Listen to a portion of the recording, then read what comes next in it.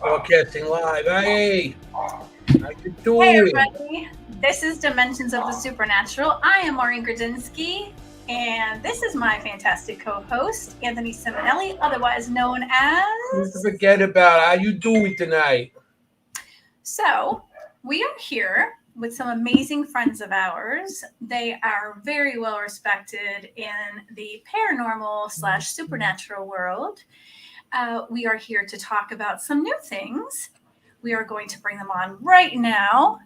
We have Chris Allgood and Audra Keeler with us tonight. Hey, everybody. Hey, guys. What's up, guys? Hello, hello. Have their own podcasts. They do have Southern Entities, and they also have Entity Voices with, everyone knows them, Ron Iacovetti and Lourdes Gonzalez, as well as Tony Rathman and Cherie Rathman. The Rathmans. Good people. So Great tonight, people. we would like to talk about the Montgomery House. We can do that. We can do that. We hope you can do that. Can You you know do that? about it. I can do that. Hi guys, I don't know who Facebook user is. I don't know if that's, it could always be Lourdes. It could be Giuseppe. I'm trying to get to who's on that. Anthony, we're here so you don't have to watch it for yourself. I'm trying to watch myself. I want to see how I look. Hi Ron, Hey, hi I look Lourdes, hi good. Bobby. I'm doing Hi. that in the comments. It's guest, host, and ghost. Hi Andy. I don't know who else is here. Oofy. Goofy. Okay. So, Here. Are you tell looking us- at the comments? You what? Do you see the comments? Yes, I could see the comments. You You can't? can see Don't him. yell at me. We can see him. Okay. Yell at him. Yell at him, Maureen. He's already yelled at me, so we're off to a fantastic Yeah, start. well, as he's trying to usual. pull me out of the show. Hey, Becca. She said she clicked the notification but was trying to share. I won't be able to be on the whole time, but wanted to check in. Hey, whatever you could do with us is Why is fantastic. it doing this? So, all right, the Montgomery House. How did your caretakers, how did you become caretakers with the Montgomery House? On a whim. Luck, pure luck, honestly. It was, we had just moved to North Carolina, So just about 3 years ago. and we had spent months. So when we were in Arizona, we were teamed up with Entity Voices Paranormal Investigations with Tony and Cherie, which now also includes Ron and Lourdes. But there we had the Phelps Dodge Mining Hospital that we investigated all the time, and we did multiple locations. We did private investigations and cleansings for people. When we got here, we had nothing. So we were looking for places to investigate. Mhm.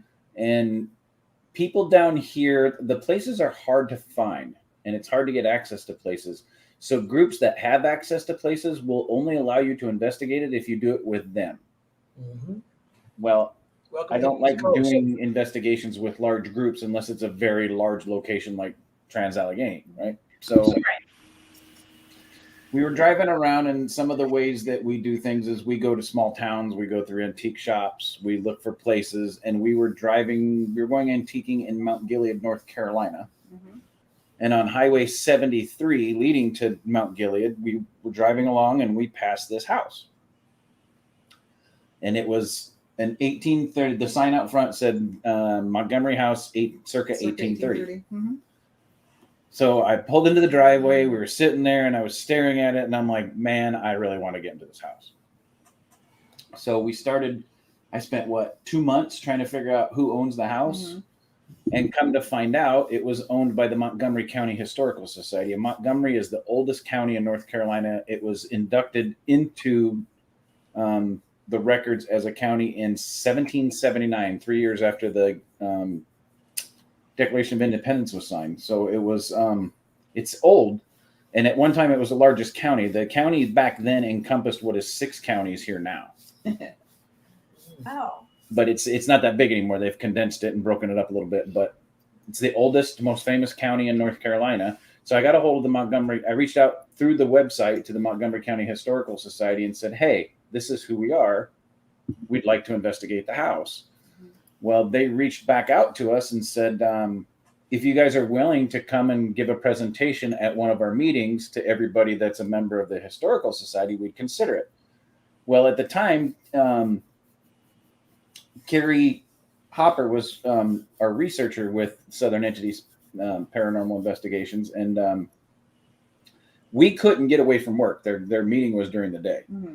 So I put together a bio of us all, how we do things, what we did, the history of what we've done, places that we've been to. And she took it down and presented it to them. And then the following Saturday, they said, do you want to meet at the house and check it out? So Audra and I went down there and met the two head guys. One guy's name is, they call him Captain Dave Wilkie, and Garrett. Mm-hmm. Can't remember his name because he goes by a couple names because he's also an author too. But and we met him at the house, and he did a history of the house on it. And I told him what we do, and I told him I'd take care of it. And they literally handed us the keys That day. They're like, okay. Wow, that's amazing. Yeah. Yeah.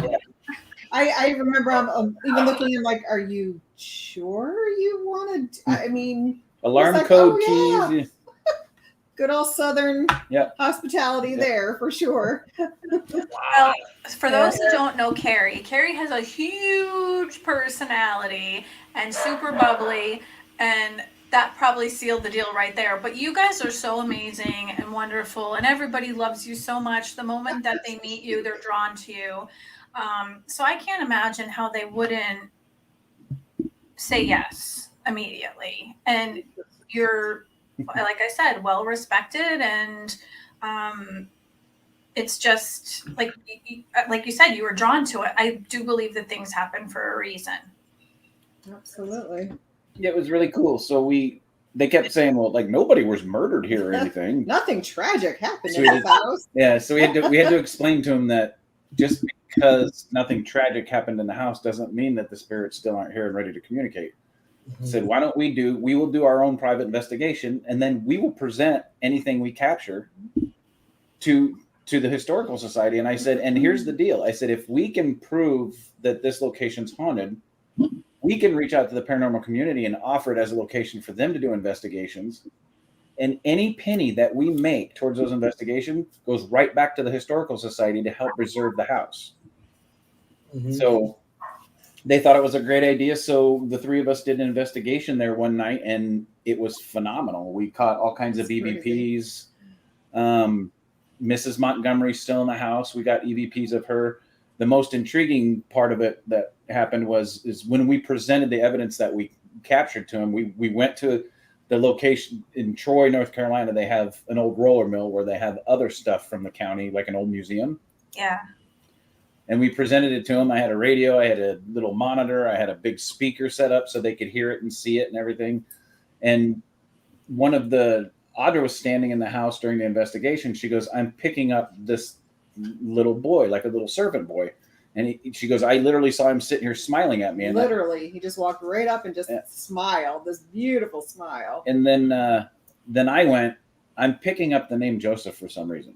So then we started talking to him, and I said, Joseph, are you here? And we have an EVP of a little boy's voice saying here. Here. So that was part of the evidence that we presented. Thanks, Rebecca. That was part of the evidence that we gave to the Historical Society. And the best part is they've got a historian that still has all the old census records. And back in the 1800s, logbooks, basically. Basically. Back in the 1800s, any servants that were with plantation owners in the South down here, they would log them. They wouldn't log their last names, unfortunately, but they would log their name, what gender they were, and age. So they started doing research.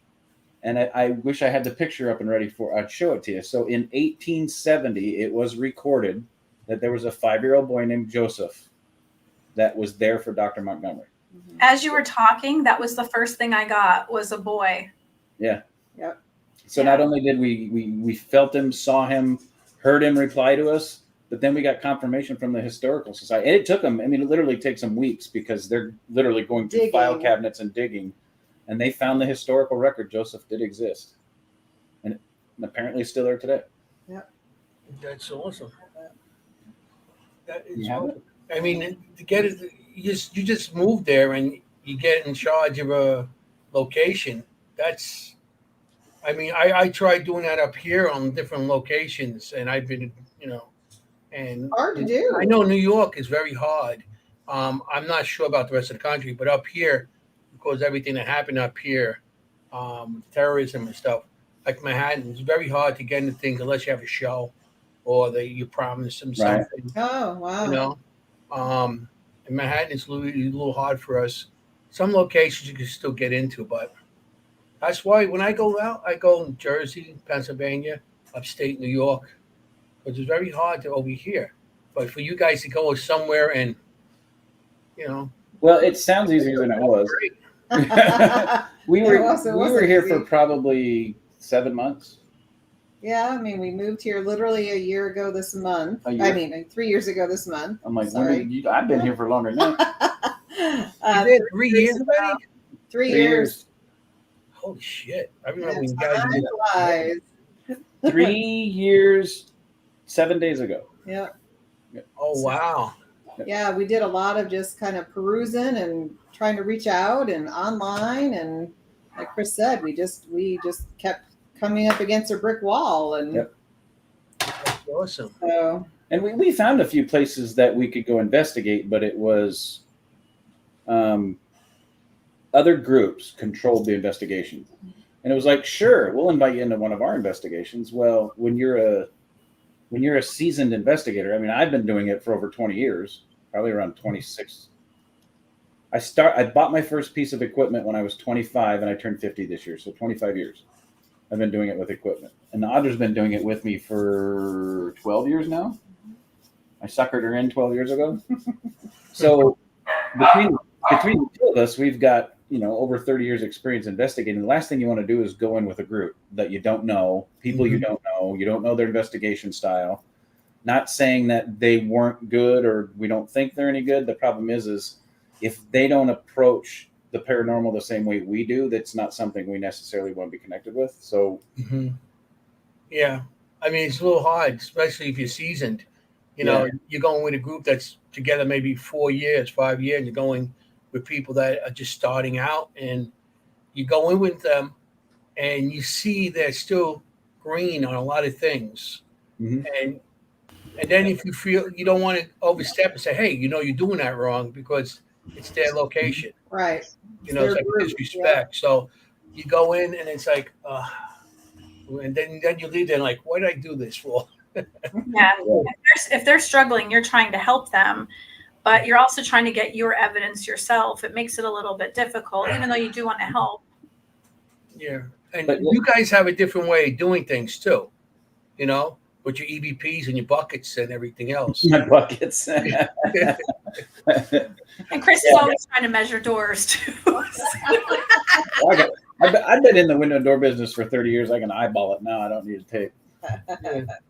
But it ended up turning out really. We actually blew them away. They were floored Yeah. by the evidence that we caught, and the fact that they could actually verify some of the stuff that we felt and heard and saw. And they actually did an article in the I newspaper. was just trying to see if you had it. It's put away somewhere. Okay. They did an article in the newspaper about it and started broadcasting it. And we've been Mr. Iacovetti. Yeah. So we've been controlling it ever since. And basically the way it works is during the summer months, of course, in spring into the fall, we open it up for 1, maybe 2 investigations a month. It's $150 for a 6-hour investigation. And the reason we don't go longer than 6 hours is because it's a true 1830s house. It has electricity. They have updated it with electricity, but it doesn't have plumbing. There's no bathroom. 0. And it sits in the forest at the base of the Uwharrie Mountains. The nearest bathroom is about 3 miles up the road. Ooh. So your investigation lasts as long as you can. Or a shiwi. Yeah. But what we do is I go out and I spray it. I spray inside for bugs because it's not weatherproofed. It's an No. 1830s house. I mean, it's 90% original.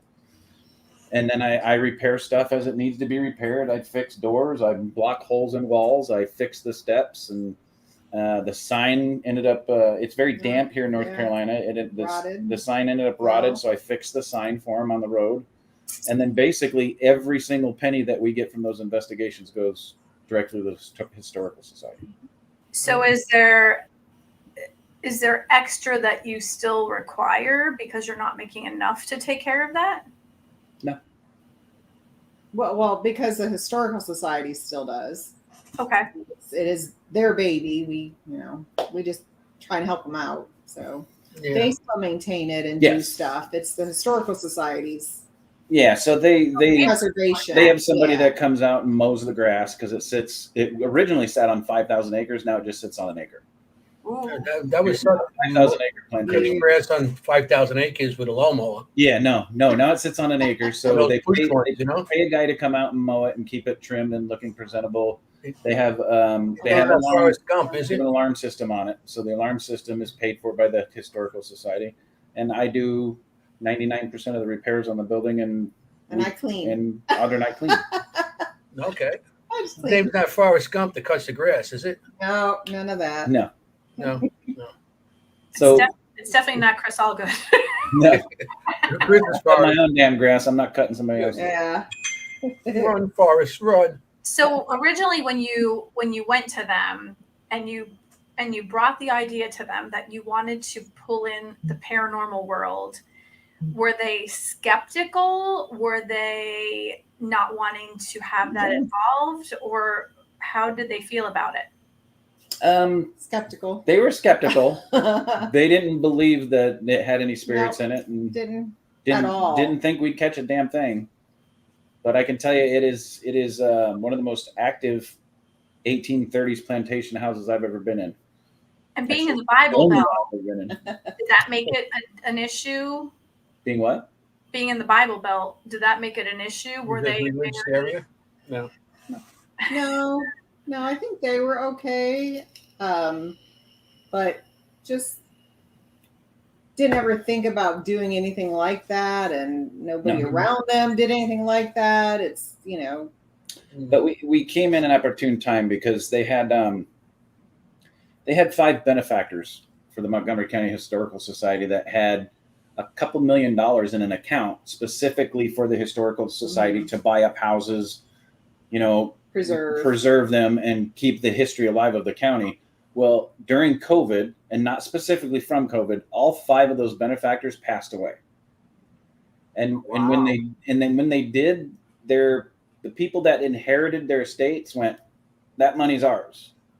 So they went from having all this money to maintain these houses and doing fundraisers prior to COVID to not having much at all. Right. So Dave and Garrett were literally funding it every month by themselves. And there's some months they have $65 in their treasury account for it's. I mean, every once in a while we just send them a check for $100 or something. I'm like, we want to help them out just so they can maintain the property. That's what happens when people pass away. Yeah. Money issues are very difficult. Oh, but it's really how those people just took the money and, let's take the money and that's it. Instead of putting it back into the house. Yeah. Even small amounts of it. Yeah. So for the last 2 years, we've probably raised a couple thousand.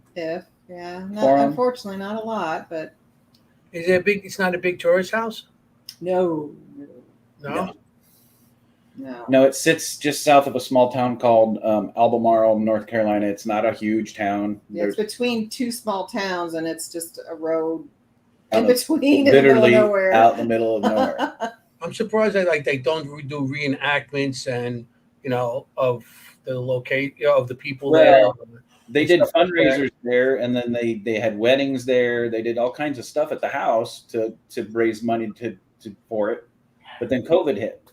Then they lost their benefactors. Yeah. And then we came in right at the end of COVID when they had $0 in the bank, and they thought it was a great idea. And then when we proved to them that it is haunted, they were ecstatic. Yeah. It's like, they're the first people I ever heard that like, yes, the house is haunted. I don't know. I think I'd probably be excited. I have people people in my house. I knew it was from the start when we drove by it. The minute I drove by it, I was like, and I literally turned the car around on the highway and went back. Yeah. That's awesome. So the house kind of drew you in. Oh, yeah. Definitely. It picked you. The house picked you guys. Yeah, you could say that. Because we had driven, if you ever been in the back roads of North Carolina, there's old barns and old houses everywhere. The history here is bing, bing, bing, bing, bing, bing. No, not like that. Well, there's that too, but that's a different part. That's a little bit north of that's like the way back roads. Yeah. They're the curly back roads. Yeah. We passed there's Andrew Jackson Children's Home is in Concord that's closed down. It's still a detention facility, so you can't get in there. And there's an old 1826 school right up the road from us that I wanted to get into, but I still can't find out who owns the damn thing. There's some really good places around here, but this one, as we were just driving by, just going down this old road, and literally went like that and went, whoa. Yeah. And turned around and went back. It's the energy. It pulls you. Yeah, they probably wanted their story told, so that's how they drew you guys in. Yep. Right. It's time to have them tell their stories. Yeah. Spirits that are there. Maybe the one with the other two, they're not ready yet. Maybe not. Yeah. There's tons of stuff there. I mean, we've done Piedmont Paranormal Investigation Team, PBIT. They've been in there numerous times. Yep. Thank you for the support. Thank you for the support. Becca's watching. So. Becca's been in there. That's in the chat. Mm-hmm. We've been in there numerous times. And then when Ron, Lourdes, Tony, and Cherie came and we were all six together for the first time, we all did an investigation there. And we did half of our investigation, we did old school. The other half, we did Staticom. And the responses and evidence that we caught that night was just phenomenal. James Patterson, yeah. James Patterson. That's right. Yeah. Not the author. No, not the author. So what were you getting? A lot of people talking over each other with the Staticom, or yes. Did they kind of step back and take turns after that? Like, well, were they polite about it? Not at first. Yeah. Tony and Ron actually had to tell him stop and let him talk. Like Mrs. Montgomery came through multiple times, but there was a couple predominant males that kept coming through that were overstepping her. But she ended up coming through. But we got some good communication. Mm-hmm. Ron brings up James Patterson. They were getting on Staticom for weeks prior to coming to North Carolina. They kept getting a James Patterson, and they couldn't figure out what the hell it was. They got down here and they said, "Is there anything James related to the house?" And we're like, "No, not that we're aware of." When we've been in this house over the last 2 years, probably 150 times. Slight exaggeration. A lot. We know the house probably better than most of the people in this historical society. And they were going to use it as the museum at one point, but then they realized the cost to make it climate controlled would have been too much. And some of the stuff that they have at the museum up in Troy is way too expensive and in great shape and antique stuff that you just can't put in a non-climate controlled building. Mm-hmm. So they started putting stuff in there to make it a museum. Like one room is dedicated specifically to the Revolutionary and Civil War. And then the room upstairs directly above it is all veterans from Montgomery County for all wars. Well, when we went there with Ron and Lourdes and Tony and Cherie, we always do a walkthrough. Then we go grab something to eat. Then we come back and start the investigation. So during the walkthrough, we're all walking through the house. We get up to the room with all the veterans. And all of a sudden, Audra goes, "Oh my God. Oh my God." It's like, what? On the wall is James Patterson. Picture. All I could do, I could only just that's all I did. I'm like, ah. Audra, that happens to me every time I go someplace. And I'm telling you, every time I go someplace, I get the name James something. And people are like, it's just, that's just a really familiar name of every time period. And every time we go somewhere, I'm like, there it is. That's him. That's the one. I saw his face too. And people are like, I don't even believe that anymore. That's an awesome catch, you know. Yep. They were getting it weeks before, and no clue who James Patterson was. And then, you know, then all of a sudden they go down there and here he's hanging on the wall. And that is also that's the benefit of static. Well, not him specifically. No, he wasn't hanging on the wall. Thank goodness he was not hanging on the wall. But That would have taken a lot of staples. He's still there, the spirit of him. What? Is he as tall as a door frame? Yeah. Yeah. That door frame's about 6 feet tall, and he must be about 5'7". So were you getting a lot of more, like, what kind of things were the men trying to get across to you? Was it a lot of war type things? Was it a lot of housing type of things? Were they talking about their women? Like, what were they trying to tell you? Well, most of them are responding to the questions that we were asking. Yeah. I can tell you that some of them were spirits that came in to communicate outside the Montgomery house. There's 1, 2, 3, 4. There's 5 or 6 predominant spirits that are always at the Montgomery house. Mrs. Montgomery is always there. yes. So the history of Mrs. Montgomery, her father owned. There's 2 of America's oldest gold mines here in North Carolina. One's the Reed Gold Mine, and one was the I don't know the name of it. Scarborough. Scarborough was the name of her father, her mother. So her father, I can't remember the name of her father, but he owned the second oldest gold mine 2 miles down the road. So when Mary Scarborough, named after her mother, married Dr. Montgomery and became Mary Montgomery, her father gave them the 5,000-acre plantation as a wedding gift. And then that's when they built the house. Why doesn't that happen anymore? Because my dad didn't own a gold mine. That's why. But they ended up building a house there, and she lived there at that house until the day she died. They held her wake in the house. She's buried at the Church up the road. The church right up the road, 1.5 miles up the road, 2 miles up the road. She never left a 5-mile radius from where she was born her entire life. So she is still in the house. Dr. Montgomery comes in every now and then. We've captured, PPIT captured a picture of a Civil War soldier standing in the courtroom, the courthouse. Joseph's there. There is an older servant man by the name of Jeremiah. Is there a George? I don't know. Not that There might be right now, but we're not there. George is standing on the stairs right now saying, "Where are they? Yeah, why aren't they here?" Where's the recorders? There's a short Italian guy from Chicago that is attached to one of the pianos that is in one of the rooms that was just brought in with the last 1.5 years. And then there's a Native American girl in the forest to the right of back side of the house.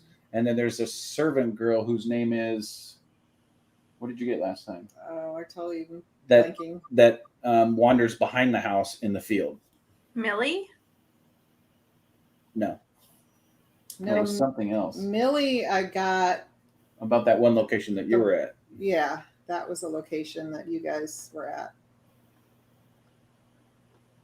But those are the 6 predominant spirits that are always there. And then the night Staticom turned on, it was crazy. Yeah, it was just like opened the door and said, "All right, come on in, everybody." It was free ride at Disneyland. The place that we were at, it was Ellie and it was Eliza. No, who was it that? I don't know. So there's a Millie that I'm getting, a Millie and a George. So for everybody watching, this is the episode. We talk paranormal all the time, and then I was going, "Well, who were we talking about? Who are we talking to about this location? Or who are we talking about that was on the other side and is now in the room with us?" Yeah, Lourdes. Yeah, Sarah was the little girl upstairs. Yeah. There is a little blonde girl upstairs, Sarah. We don't know how she's connected to the house. I think she was a patient, maybe. But Dr. Montgomery used it. It was the only medical facility /hospital/clinic in the county. So it would literally take people days to get there. Oh my God, that is And horrible. then, and then at one point, the Montgomery County Courthouse burnt down. So for an undisclosed amount of time, they're thinking about 2 to 8 years, they actually used what now looks like the dining room as a courtroom. And it is also believed that some of the guys that were convicted in the courtroom might have met their consequence in the back. Question for all of you. Once you pass, if you can, where would you haunt and connect yourself with? I would haunt everybody that did me wrong. That's it. If I don't like, I'd be haunting their asses for the rest of their lives. I would choose to roam free. It's from Uncle Giuseppe. Oh, Giuseppe. I would choose to roam free so I could visit those that I loved and go wherever I want. And I've told Audra numerous times, don't stick me in the ground when I die. You cremate me and spread my ashes somewhere awesome. That's what I said. And take me to either Key West and put me out in the ocean or someplace in Mexico that I love. Yeah. I'd probably end up in an ashtray somewhere. Hawaii. Okay, so Chris, you say scatter your ashes someplace. I'm running free, so I'll pop in on all of you from time to time. Okay. When you get a smart ass EVP, you know it's me. So it doesn't matter. It's just going to be something smart assy. Oh yeah. All you have to hear is "Stay haunted." Yeah, That's right. We know who it is. Audra, you say Hawaii. Oh, I'm just saying if I pass, I don't want to be stuck in the ground either. And I don't know that I'd want to come back and haunt anybody. I don't know if I'd call it haunt anybody. I'd call it visit. Yeah. Yeah, I think people use that word a lot, but it could be something else. Yeah, I mean, I would want to make sure. Yeah, like I always said too, if anything happened to me now, I wouldn't want to The Lourdes. go run. Audra, Chris, Tony, Sheree, Anthony, Maureen. Hell, I'm a haunt all of you. That's awesome. I always say use the safe word pineapple. I don't know why. I just think of Little Nicky with the pineapple. I never watched it. You have to watch it now. No. Little Nicky is a Adam Sandler movie. Oh, obviously I don't watch it. You'll laugh your ass off when you see why. All right, Anthony, who would you haunt, or where would you haunt?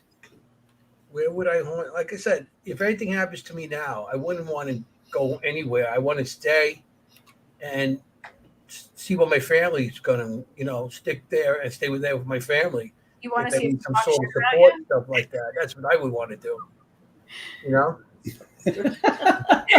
Well, Betty said, "I want to be cremated and then teased with a dustbuster." I want to stick around and see how my family does. Yeah. I wouldn't haunt them. I would just be there because every time people get, when you get emotional or you're down and stuff, that's when sometimes you get the people coming to visit you, like parents and stuff. You want to give them the warm fuzzies. Grandparents are coming, your dreams and stuff like that. Yep. To help you get through these tough times. So I figured that's what I would want to do. See where my kids go, my grandkids when I have them. My grandpup. You want to give them the warm fuzzies when they need it. Yeah. How about you? That's not the haunt and stuff, and not the haunted location because, like you said, it's not always a haunting because you're in a location. The spirits in a location doesn't mean they're haunting you. They're there because they want to be, or just it's not a haunting. And sometimes they just do whatever they do, not to scare you, but you do get scared just to have them, just so you notice them. So that's Uncle Giuseppe said, "I'll attach myself to Ron and Loki and be the prime speaker instead." He'll be the guest speaker on Static. So I think I love Puerto Morelos, Mexico. So I think I would go hang out on the beach down there for a while. and then just pop in and out and randomly check in on people and see how things are, and then maybe play some bocce ball and like mess up people's games just to see how they handle it. I don't want to be like the jokester, you know? You're gonna be like Casper. Yeah. Not the friendly ghost, the jokester ghost. Oh. I like to play pranks on people. Play games. Yeah. Or like some what do you call that game? It could be like a table game, or you can shuffleboard. I want to play shuffleboard. Yeah. Yeah. And like maybe write some messages on mirrors after people get out of the shower. Maureen will be the cause of bankruptcy at some local bar because nobody will go in there. No, maybe they'll want to. See, look at what happened with the house. Now they're making money and they're taking care of it. They're not making millions. No, unfortunately. No, but maybe the bars. We had a bar here called the Banshee, which was hysterical that was the name of it. It was very, very haunted. And everyone went there the night before Christmas, Thanksgiving. They would go there for, St. Patrick's Day. And everyone knew how haunted it was. Like everyone in the area loved this place so much. And it was a really beautiful building. It was actually so haunted because the bodies were taken there during the Spanish flu. And they just stacked them up because they would put ice there. And are we changing? They haunted. Boy, you wear lots of hats. You got to market those things. I know a lot of people probably want to get one of those. But they put the bodies in this building and they just kept stacking up during the Spanish flu because they had nowhere to put them. So that's why this place was so haunted. And all of a sudden it closed down, and they actually wrote an article about it in the local newspaper that said how upset everyone in the area was because they didn't have a place to go the night before the big, celebration days, Christmas, Easter, whatever. And they said, well, isn't that a problem because it was haunted? And everybody's like, no, we went there because it was haunted. We wanted to see what we would find. Tony asked what happened to the EVP I had. It's still here. Anthony needs to haunt a familiar place or he'll be waiting for eternity. the local deli or the butcher's market. The butcher with the cold cut. So, he'll never get lost there. Where they make the cannolis. That's right. Yes. Cannolis. You got to make some cannolis for us. Yeah. But, so how can people help you? Hello, Leland. Hey, Leland. Hi, people. And Tony showed up too. Hey, Tony. So how can people help you guys out with what you're doing? Reach out to us to do an investigation at the Montgomery House. Mm-hmm. And how can they reach out to you? I'm going to put that. They can reach out to us on Facebook, Entity Voices Paranormal Evidence page, Southern Entities page, my page, Audra's page. Facebook is the best way to do it. Southern Entities is the great one. It's I don't have the logo in front of me. Entity Voices Paranormal, right? Entity Voices Paranormal Evidence, which is our podcast. Mm-hmm. They can reach out through that page, or they can reach out through Southern Entities Paranormal page. Oops. And they can join both pages if they'd like to. We have multiple groups that post their shows. We post your shows on it all the time. We post our show on it all the time. We're constantly sharing. There's all kinds of paranormal stuff on both pages if everybody wants to check them out and join. Yeah. Well, it sounds like a road trip for next year. Yeah. Come on down. 2024. And then we're going to get you up here. We'll do Shanley or something. Would love to do that. Oh, I would love to go back to the Shanley with you guys. But for all the paranormal groups that want to come down and do the Montgomery House, it's $150. That's really a great price, actually. Now, if they want to donate more to go to the Montgomery County Historical Society, of course, we'll take it. And I'm telling you right now, we do not keep one penny, one dime. We don't even keep the dirt off their dollars. It goes straight to the Montgomery County Historical Society. You just dust it off and put it in your pocket for later. I know back in the 80s, there was a lot of white stuff on the the rolled up 20s, yeah. Or 50s or 100s, whatever. It was the only time in history that a $20 bill was worth $50. Yeah. True. First boy. Anthony, you bring this up an awful lot on this show. I'm starting to be concerned. Well, I heard about it. I don't really know anything about it. I just heard about it from that guy. You know the guy I know? You know guy. that guy. I know a guy. That the other guy told him. I know a That's guy. what the guy told me. You know what I'm I saying? know a guy who knows a guy. That knows a guy. We all That know told a guy. that guy. So Yeah. what do you guys think was like the most like scandalous thing you heard there? Scandal. I don't know if it'd be scandal. Nothing scandalous. Maybe scandalous for back then. No, I don't. Nothing. I mean, not that we know of that happened with the house. Not yet. Do you think Hopefully. Mrs. Montgomery wears the pants in the house? Oh yes. It sounds like it. So if you go into what used to be Mrs. Montgomery's parlor on the first floor, and it's not a very big house. It's shotgun style. It's a perfectly square house, and as you walk in the two double front doors, there's like a Wide, long hallway. wide, long foyer hallway, and there's 4 rooms on each side. Perfectly 4/4. square. Yeah, Yeah. literally 4/4. 4/4, and then you go upstairs, and it's 4/4 with a door going out to the balcony over the front porch. And back then, that was a mansion. Every room has a fireplace, and every room upstairs has a closet. And they didn't have closets back then. No, You they had to have a ton of money. Mm-hmm. And the fireplace and everything in every room is because back then they had no heat. Yep. And that was your heat. You made a little fire, and that was it. Yeah. That's what you had servants for, to keep the fire going all night too. So I would say max it's 1,600 square feet total.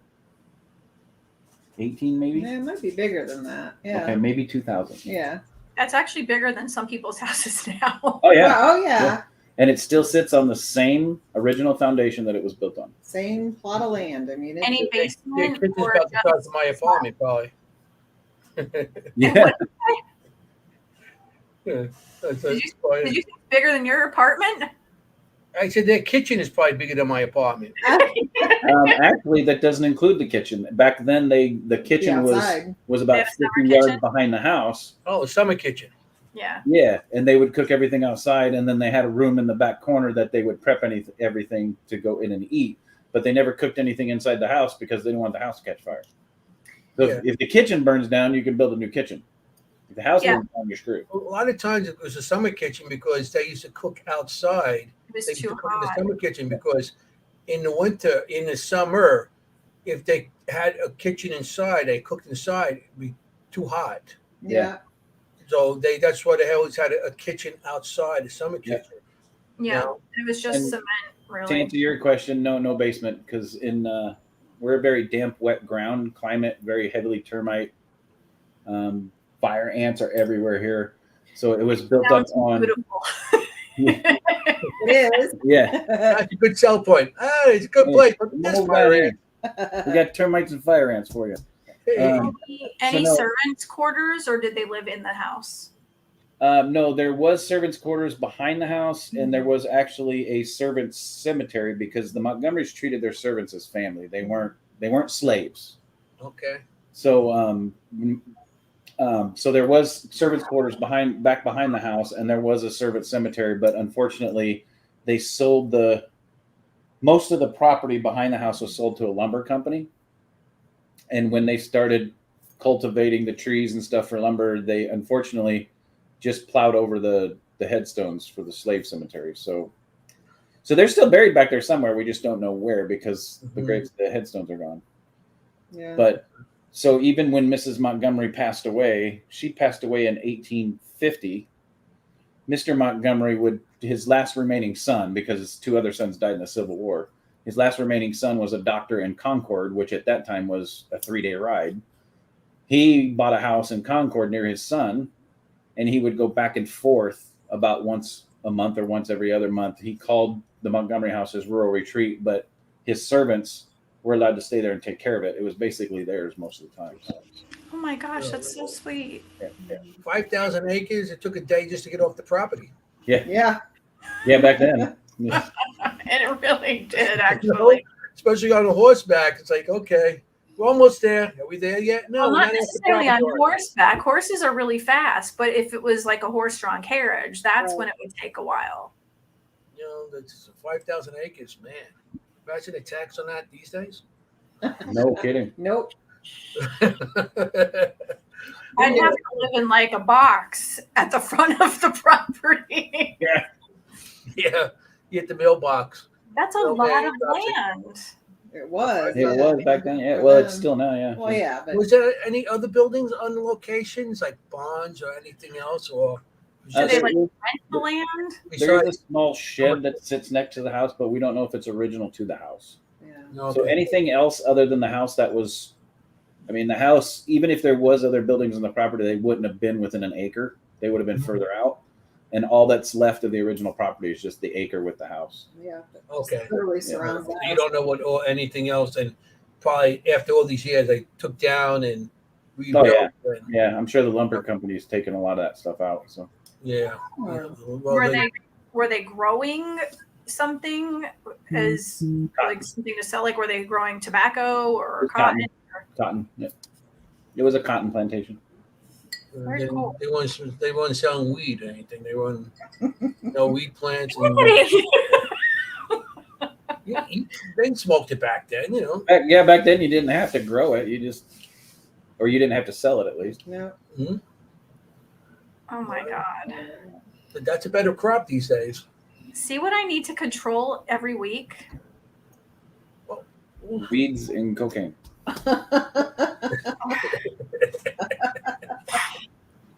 I didn't say cocaine. You would think that I would be the one. I'm sorry, powdered sugar on the $20 bill because everybody snorted powdered sugar in the Yeah, Pixie sticks. yeah. Pixie stick. Pixie sticks. rich man's aspirin. So we used to call it. That's funny. So you guys, what do you think would be like your all-time number one place that you've ever investigated and why? Go first.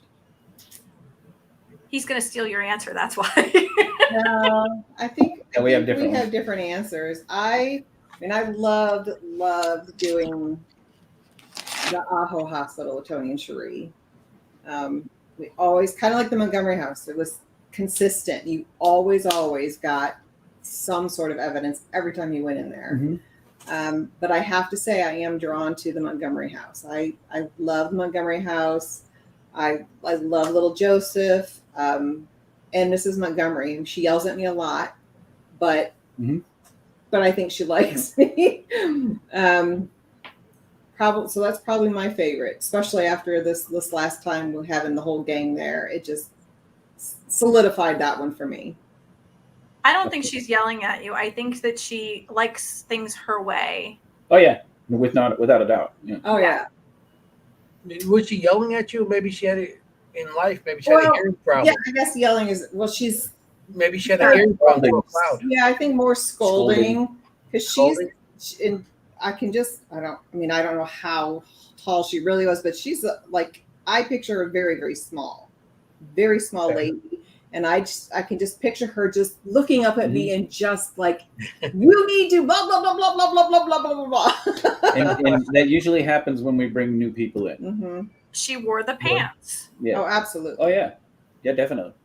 And there's in her parlor, there's a picture of Dr. Montgomery and Mrs. Montgomery. And if you saw the picture, you know she wore the pants. That woman looks meaner than Dr. Montgomery. Why, he was mean too? No, I don't know if he was mean. I never met him. You would know. No, he wasn't mean. Nah, he wasn't. I think they were very kind people. Well, to leave their servants the house and stay there and live there while they're not there. I mean, that's that's kind of nice, because they're going to kick them out when they're not there and have one person maintaining it. Right. I So they actually let somebody live there. I actually see her taking care of a child who's sick. And they didn't take care of their slaves. So you're talking a servant? Could be. Very cool. Could be. Yep. Could be, huh? And it wasn't the doctor taking care of this child. It was her taking care of this child like it was her own child. Interesting. That's interesting. So I know you guys always talking about the Felt Dodge. I know. I always hear you guys talking about it. So what was like one of your most you know biggest experiences, or scary, or just something just made you go, oh, that really happened just now? Well, is that Chris? What is your? Oh yeah. Oh, my. Well, now you make me feel bad because the experience of the 6 of us at the Montgomery house was my favorite investigating experience, because that was the first time all 6 of us had gotten together. My top 2 places, actually, they tie for first is Phelps Dodge and Trans Allegheny. Trans Allegheny, I love that place. I mean, anybody that's never been there, I think it's it's a bucket list. It is a bucket list that That's on my bucket list. Absolutely. you have to go. I mean, especially for people that are sensitive. I mean, that Trans Allegheny is like walking into. It's hard to describe. It's like a sugar high all night long. It's like a natural sugar high all night long. I mean, the energy and the amount of spirits in that building is crazy. Then maybe you guys should come with us. Huh? Then maybe you guys should come with us. Yeah. Well, I just want to tell the audience, Trans Allegheny is in West Virginia. Yes. Montgomery House is North Carolina. Correct. Correct. So, I just want to make sure some of the people in the audience, they hear us state these names, but they don't know what Right. state they're in. And the Ajo Hospital is in Phoenix, Arizona. No, it's in Ajo, Arizona. Well, people don't know Ajo, so Phoenix. Ajo is an hour and 30 minutes south of Phoenix on just right near the Mexican border. Aho? It has a very interesting name. Yeah. Well, it actually translates to garlic in Spanish because they used to have garlic fields Farm. there. Yeah. I go it's like the 7 Dwarfs. Aho, aho. It's off to work we do. But that was the Phelps Dodge Mining Hospital down in Ajo Right. that we did with Tony and Cherie, and that place. Not the size of, so Trans Allegheny is about 200. The main building is 289,000 square feet, 4 stories. The Ajo Hospital was approximately 32,000, 2 stories. Yeah. But man, the activity in that building was it was the same. It was the same as Trans Allegheny. It was constantly always something. Yeah. It was a fantastic. I seen a couple of videos with when Tony and Cherie went there, and they went live a couple of times. Yeah. And I was looking, and I was like, that is the kind of place I would love to go into. Oh yeah. Yeah, definitely. Yeah. You know, It was a great building. yeah, it would have been. But the Trans Allegheny will do that again, or West Virginia Penitentiary. Have you been there yet? Mhm.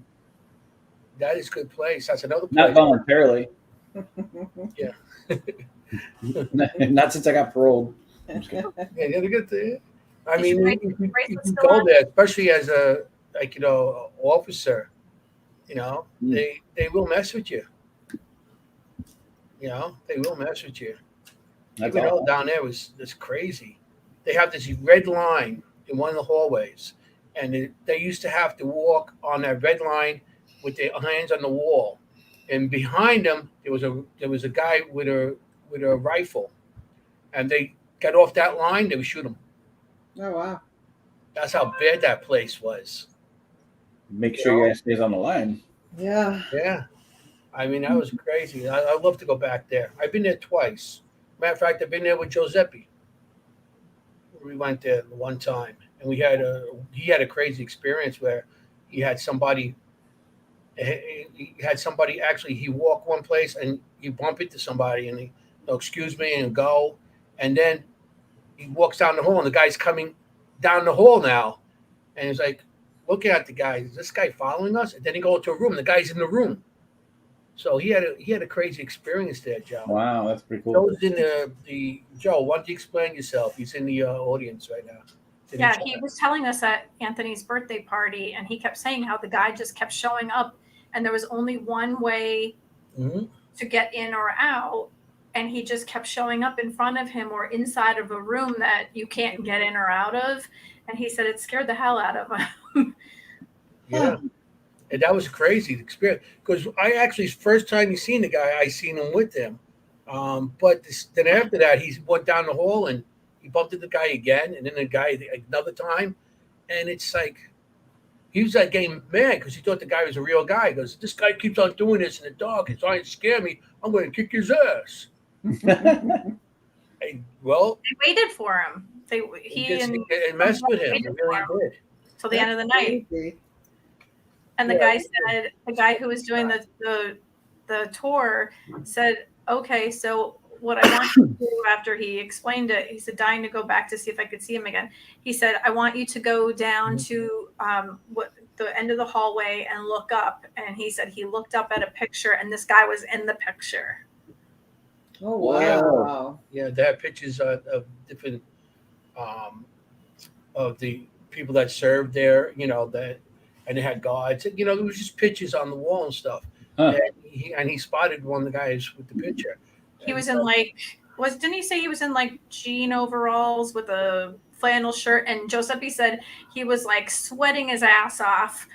There was sweat pouring off of him. It was like 90 something degrees out. And then this guy was in jean overalls and a flannel. And in the picture, he was dressed like that. Yeah, it was hot that night there too. Wow. Mosquitoes and everything. And you hear the crickets. That's one thing about when you do those locations. You don't hear the crickets, but when you do the review, you hear a shitload of crickets. Absolutely. Yeah. But I definitely want to go Trans-Allegheny. Well, I want to go to Montgomery House too, hearing about it.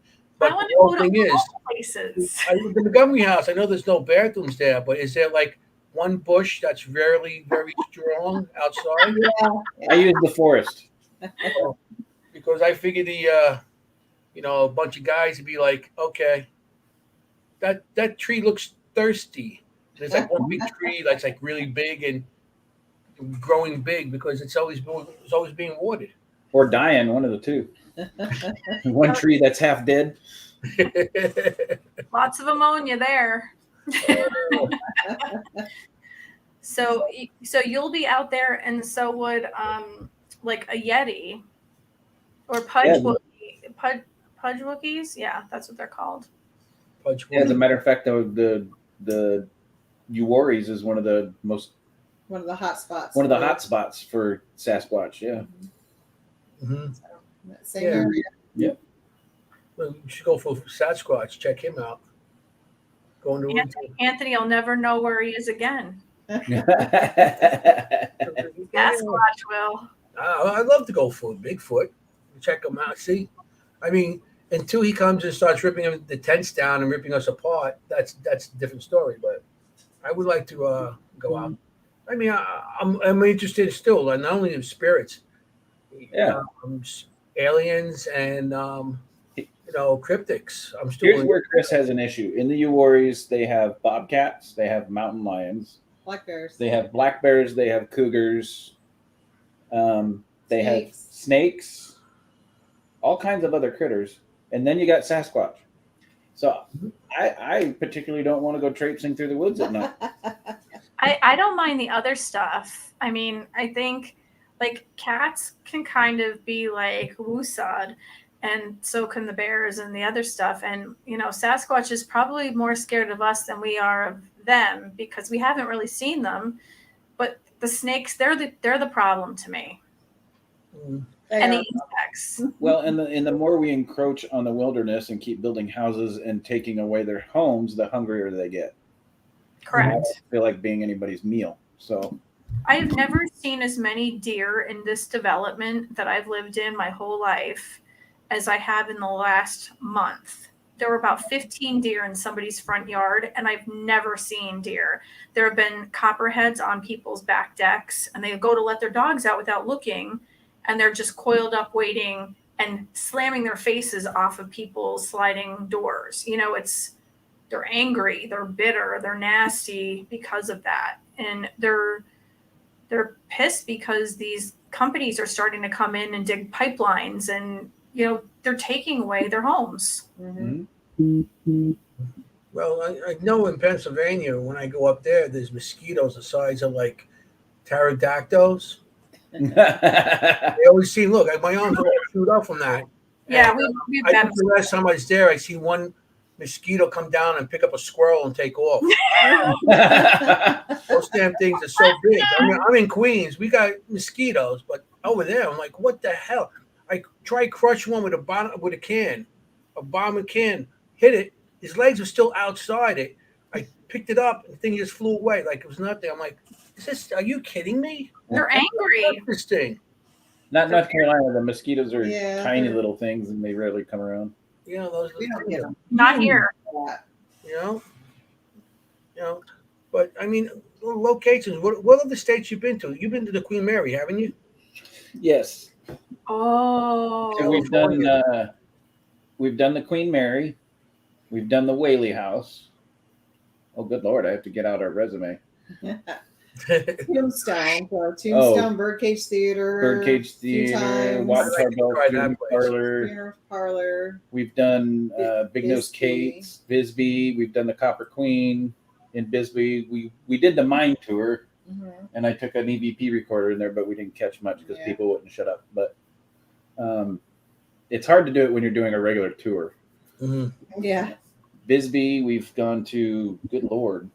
USS North Carolina. So we've done the USS North Carolina in Wilmington. We've done Trans-Allegheny. We've done the hospital on Old College Hill. Good Lord. have you guys been to Heritage Square No.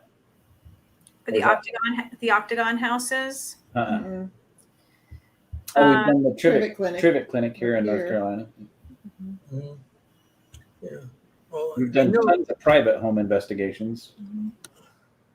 Yeah, private homes are interesting. You know, you just have to pick and choose. You try to go in and help people, then sometimes it's not a spirit, it's the person, you know, and you try, and you don't want to try to hurt the person's feelings, but sometimes you just can't help it. You know, it's like it's you're haunting yourself. You know, That's funny. you try to help. I was on the case over 3.5 years. I was with me and Joe McCaffrey. We did this one in Astoria, and it was like nothing. I had 2 people go in there and clean the place, and she just kept on. After a while, I mean, because she said she was getting scratched, everything, but she had a cat, and every time she showed us a scratch, to me it looked like a cat scratch. You know, I had pet cats. You know, it looked like a cat, and it was always something. And 3.5 years, and it's like after a while, it's like we'll help you, but we're having people come and doing crossovers, and we're giving you a stage to to clean the location. We're telling you all this stuff, but you know.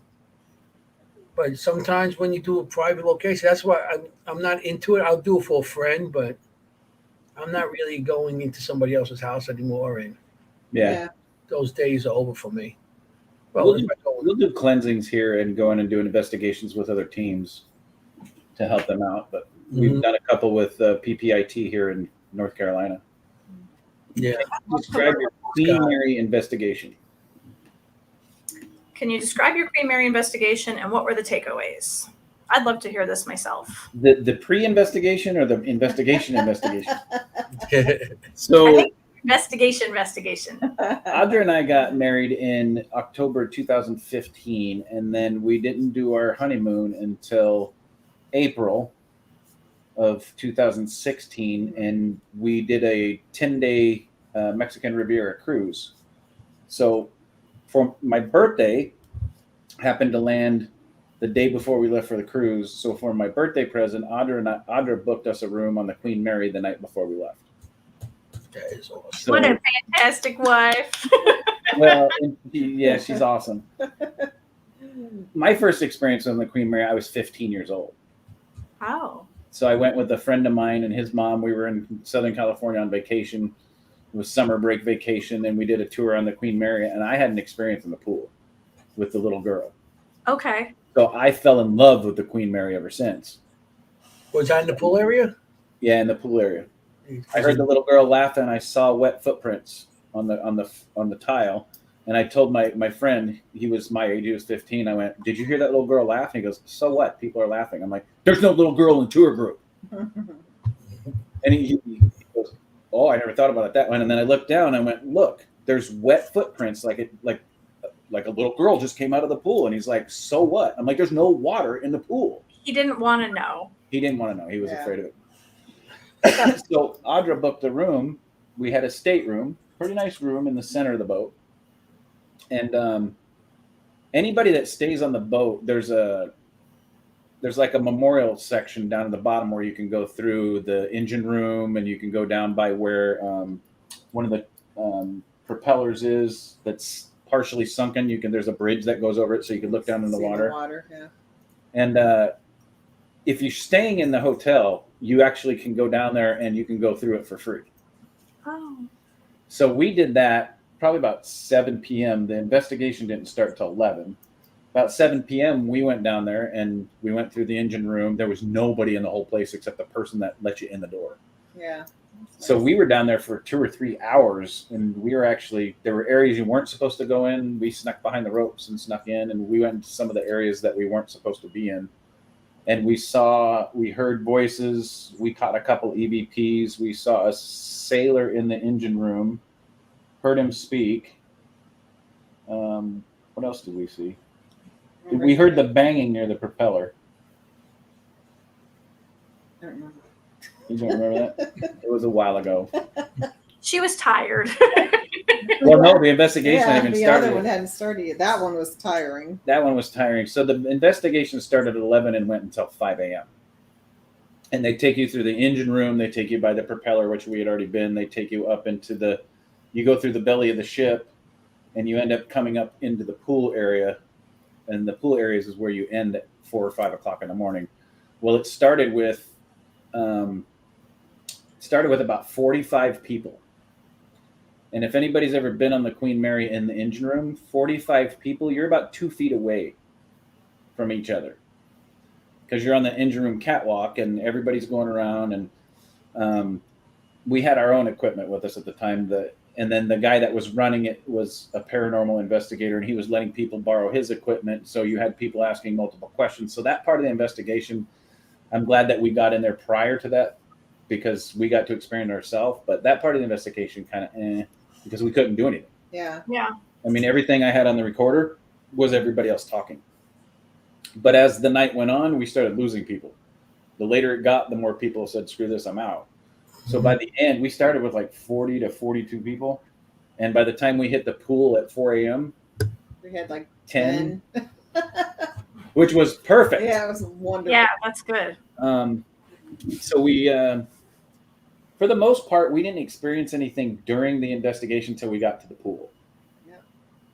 And he took us around the pool area. He was talking to us, and I was telling Audra that the little girl's here. I can feel her. She's walking around. She's upstairs. She's staring at us.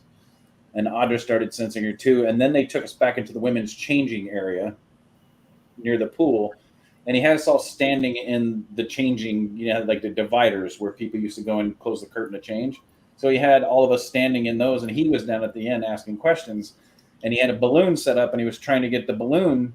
He was trying to get the little girl to move the balloon. And I told Audra, she's not in here. And she's like, what do you mean? I went, she's out by the pool. She's not in here. He's asking her to do things. She's not in here. And then we heard her say hello at one point from outside. And I went, did everybody hear that? And the guy running the investigation, I didn't hear anything. And one lady goes, I heard something. Yeah. Audra heard it. And I think I caught it on the recorder too. Unfortunately, I lost all that. Yeah. But then we did that for about 45 minutes. And then right at the end, he said, if you don't come in here and communicate with us or move the balloon, we're going to have to leave. And you hear this little girl go, oh. And it was loud. Yeah. And I went, did you hear that? And Audra's like, I heard it. Yeah. One other lady said, I heard it. The guy again said, I didn't hear anything. So he's a great tour guide. Yeah. The pool was really cool. The little girl was there. We heard her a few times. I picked it up on the recorder. I don't have that evidence anymore because I had FYI, these little things. Yeah. If you're going to back up your evidence onto a flash drive, do it twice. I had 2 of these flash drives full of evidence when we moved to North Carolina. And by the time I plugged them back in to look through it, it was wiped clean. It was ruined. I don't know what happened to it, and that's where all the Queen Mary stuff was on that. Yeah. Lots of people who have been to the Queen Mary see or hear that little girl, or there's a ball kicked or something happens. And Ufi asked what the backstory on the little girl in the pool area is. Supposedly, she went with her family and they lost track of her because it is disorienting there, and there is a lot of space there, and there's hallways, and I know of 2 stories with this. She kind of left them, and she's younger, but she fell into the pool and she drowned. Mm-hmm. So a lot of people have seen her, and that was one of the bigger stories because a lot of people see this or hear her or whatever. And I think on one of the bigger shows that people still watch, that was one of the things that happened. And there was something else with a dark shadow, and another person who started his own show where they travel around in an RV was working camera for the other large show. I'm not going to mention any names, but this kid who travels in the RV now with his friends, he was North and South. Yeah. He was doing camera work for the other one. And it literally scared the pants off of him. He almost fell into the pool, and it was really dangerous for him. And he was laughed at by the other person. So that was kind of like his first introduction to the paranormal. And he was no longer with them after a little bit. So, but thankfully they reopened the Queen Mary. So if anybody ever has a chance to go there, it is an experience of a lifetime. And I'm telling you now, at 15 and at 40 something years old, had the same experience. Yeah.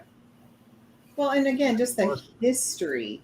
If you're anytime you're doing any kind of paranormal, most of it is that fantastic history that you can get, and that boat is beautiful. It's beautiful. And anybody that's sensitive, you can feel that energy. You can feel people walking the decks. You can feel people walking the hallways. You can walk down a hallway. The next morning, I got up and went down to get coffee for Audra, and I tried to sneak back into the pool. So I'm a window and door guy, right? You can't lock a 1900s door and me not get in it. So I went down and back to the pool area because I wanted to experience it by myself. And just as I got the door unlatched and went to go in, one of the employees come around the corner and caught me and told me I couldn't go in there. I said, damn it.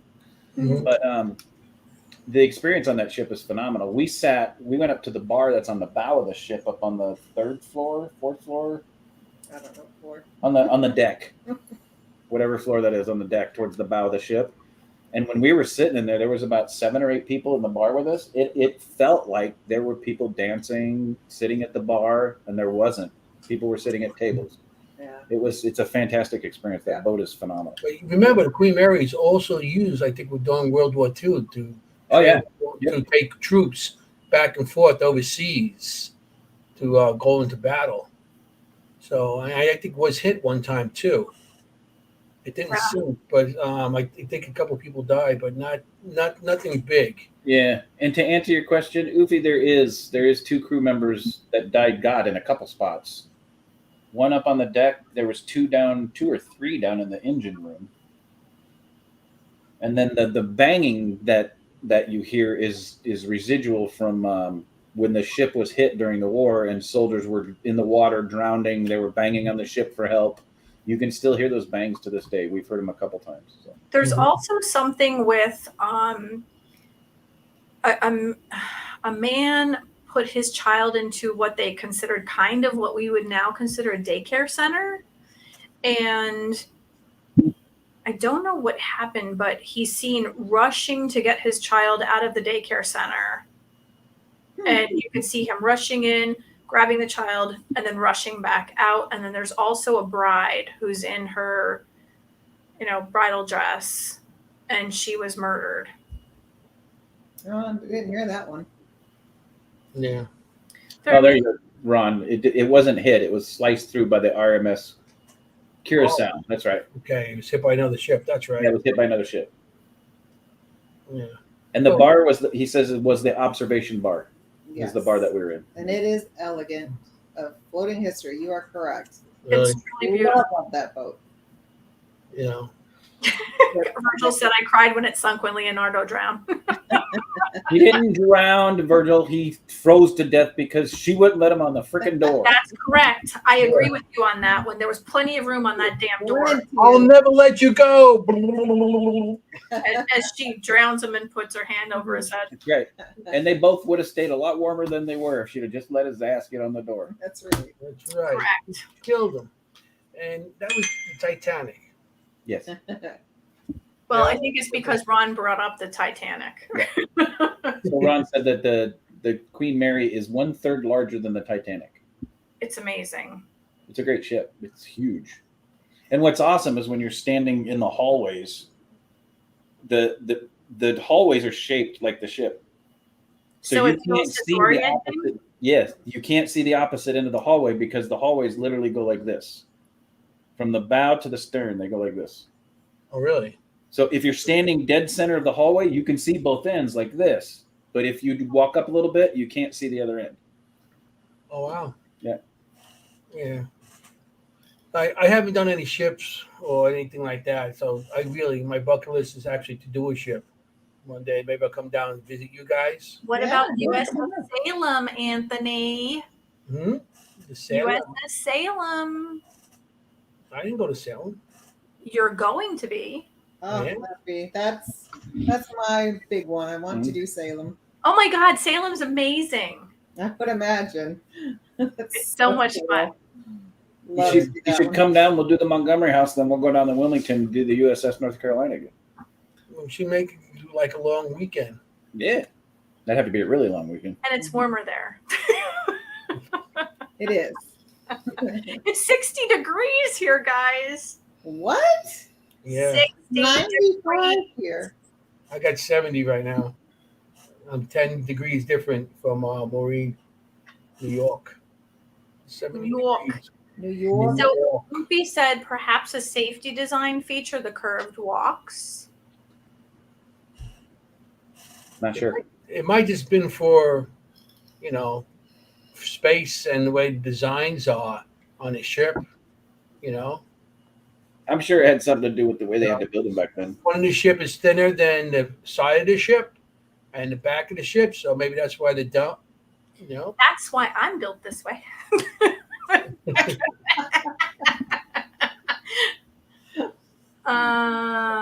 So Yak said the Queen Mary wasn't hit. A ship monitoring it, flanking it during wartime is calculated, and the QM split it in two. Sailors got sucked into the Queen Mary's propellers. Oh my God. Can you imagine that? No.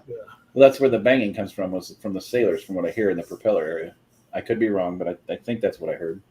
Like them actually banging around when they were Or trying to get, as they were getting sucked in, maybe hitting the side. those propellers are huge, so I mean, Ron probably knows because Ron has been to the Queen Mary a lot. that's where he first started. I think his first investigation was I think that's what he said a little bit above that.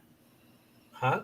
Yeah, he said, I started at the Queen Mary. Used to go monthly or sometimes weekly. Amazing place. Propellers outside the ship, but enclosed to blend in with the engine room area. Disorienting. Well, again, we see how intelligent he is. There he is. Yeah, that is Mr. Yacometti. Is it Wendy out there? I think so. Ronipedia. Ronopedia. Yes. Yacopedia. Yeah. Yacopedia. That's it. And Ufi says, and there is no way the Queen Mary could have stopped in time. Oh, no. It takes forever to stop a ship. Yeah. Mm-hmm. Well, there's the Philadelphia experiment. Which is You want to reiterate it? You haven't heard of the Philadelphia experiment? That disappeared. The ship, the government, they actually did these experiments and everything. And Oh my God, I knew something that Allgood didn't know about.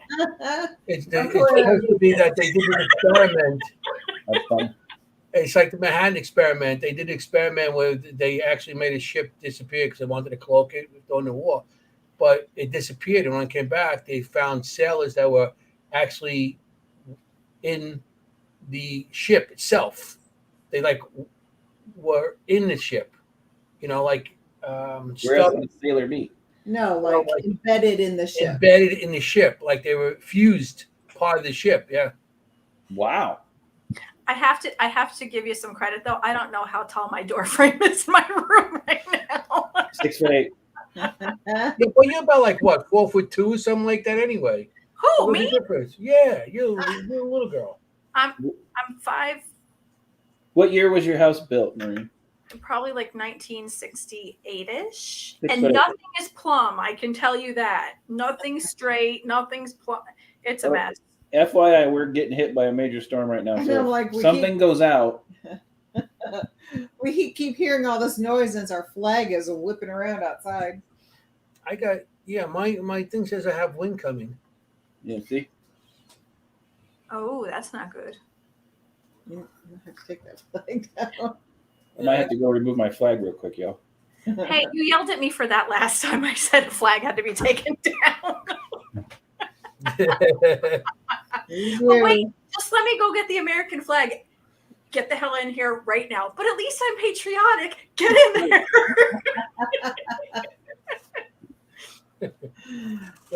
Save that flag. Like I said, you guys have been to so many places, and now you're on the East Coast, so we got to get to some more places. Oh, yeah. Come on. All God without you, other. I think that's the name of the Can I round. do this? Tonight we are here with Christoph Allgood and Stormy Weathers. This is Stormy. That's what I was referring to. Stormy weather. Please give us an update. Yeah, like we got to get down. We got to get down there and check out everything. I want to definitely make Sandra, yes. I was just going to say the Gettysburg Battlefield Bash Storm Part 2. Yep. Although we're not really having a huge party right now. No. Yeah, and the thing took my beer and my cigar with it. I took it and I put it inside to make sure it was safe. And then I picked you up, took you inside, and your chair blew down the sidewalk. You picked up my cigar? I took everything inside for you, including you. So for everybody watching, when we were all at the Gettysburg Battlefield Bash back in July, Saturday night during all of us on the back patio having a blast and partying and having a good time together, a very severe storm hit. Mm-hmm. And that's Alice in Chains. To the point where it literally picked up people's tents and their display tables with all their merchandise and stuff that they were selling and threw it across the parking lot. And people were literally trying to grab these tents and we found out the next day it was like a mini tornado went through the back, didn't it? Yeah. Yeah. People were trying to hold these or something like that. They call us something like that. A water spout. The best part was watching 120-pound guys trying to hold these tents down with 80-mile-an-hour winds picking them off the ground. That was awesome. Yeah. Yeah. And one woman was hurt trying to grab a tent. Yep. I can imagine. Got cut and she actually went out to help with where I went. I went out to the Ouija truck. Yeah. And he had those tall glass. I don't think I have any here. Those tall glass candles, and when they smashed in the middle. So when she went to, I think she went to grab the middle of it, and it sliced her hand open. Oh. So Larissa Rex sutured her up and cleaned her up, and Kayla Simonton and I continued to be soaking wet and just started to try to save his merchandise. What we didn't realize is that I had see-through shorts on. She had see-through pants on. The two of us were like sopping wet, like what's his name from the Addams Family. And when we walked back in, we were the only two out there, I think, besides there was one other person out there, Joe, and somebody else. we couldn't see. It was raining so hard we couldn't see, and we just kept cleaning and shoving stuff in. He was losing all these like precious Ouija boards that were from like 1800s and like they're collectibles and whatever. And like he had one from Death Walker, and we just kept shoving stuff inside this truck. And when we got back in, everybody's looking at us like we just walked out of like the swamp. I'm wringing my clothes out. My husband looks at me. He's like, well, where the hell were you? And I'm like, well, where the hell were you? And Anthony's saying, I don't know where's my beer? I was looking for my cigars and my beers. You kidding? I put them on the table. Yeah, well, I didn't know that. You outside getting soaked. You know what I mean? Yeah, I didn't want the guy to lose all of his stuff. I mean, I would. Well, my chair went, but I got that back. I'm glad to hear that. I got that back. And it's funny because like an hour later, somebody comes by and they have a cigar cutter. And they're like, is this anybody's? I said, I got mine right here. Oh, that's mine. It's a little cigar cutter. It went flying across the lot and somebody found it and I got it back. I was so you got happy. that back during that? I got my cigar cutter I almost lost my shorts. I have no idea what happened out there. That was crazy. And Chris is like, nobody should be out there. Nobody should be touching that. Nobody. Hall monitor of the deck. He's like, nobody should be touching it. You know, just going to get the American flag. Get the hell inside. Yeah. Patriotic. Yeah. Yeah, that was. I think I had went upstairs to bed by that point. My foot was about done in. Yeah, I don't remember seeing you, but I'm glad you were upstairs. You travel. I would have been much help. You travel how many miles just to find a gopher hole in Pennsylvania? 6 I hours. found it though. 6 hours into a 7-hour drive, she found a gopher hole. Were you petting it? Were you petting the gopher? No. That I can see. I should have. Damn it. Found this little thing. Still healing from it. Yeah, are you? Mm-hmm. Can imagine. I mean, I felt bad for you that weekend. You know? I was like, no one said that she was hurt. She didn't say anything. And then we heard out it just happened. So I did offer to put you in my wagon and pull you around. I'd love to see that. I'll pay for that. Just pull around a little bit of the wagon. You know? Yeah. So, but that was a crazy weekend, and we had a good time. We really did. It was a great time. It was a good time. It was. You guys gonna be there next year? I don't think so. No. We were planning on it, Yeah. but Audra's family, her sisters, and her mother, it's their 50th, 60th, and 80th birthday. Wow, that's huge. Yeah, so And we're all in July. and they're all in July. And so the week of 8 of their birthdays. Literally. I'm the Not only kidding. one in July. Not kidding, people. We will be in her stepfather booked a $2 million mansion in Tampa, just outside of Tampa, right on the water. On an island. That's awesome. We will be there with her friend. Santa Maria Island, or It's beautiful there. yeah, No, You'll it's have a great time. No, it's one of those islands. it's a key right off the island on the base on the Gulf side. Okay, I'll meet you there. We can all celebrate together. Right? We will all be in the same house. There will be tons of drinking. That should be interesting. To Yeah. say the least. And unfortunately, we booked it, and then they scheduled the bash for the same week. So, Well, maybe they can move the bash for you. Okay. You know. You think? I told Ron and Lourdes to get a hold of Steve and Pam and ask them if they can Can move they it a just week. push it? Yeah. Push it a couple days away. You know, it's like, hey. If they moved it 1 week, either before or after, we could do it. See? Yeah. But you guys, I know you're going down to Florida. You're going to bring some equipment with you, just in case you get into like a sudden, hey. No, Okay. when we're around Audra's family and they drink, we tend to. It's not something you need to record because We don't record that kind of stuff. Yeah, mine's kind of the same. Yeah.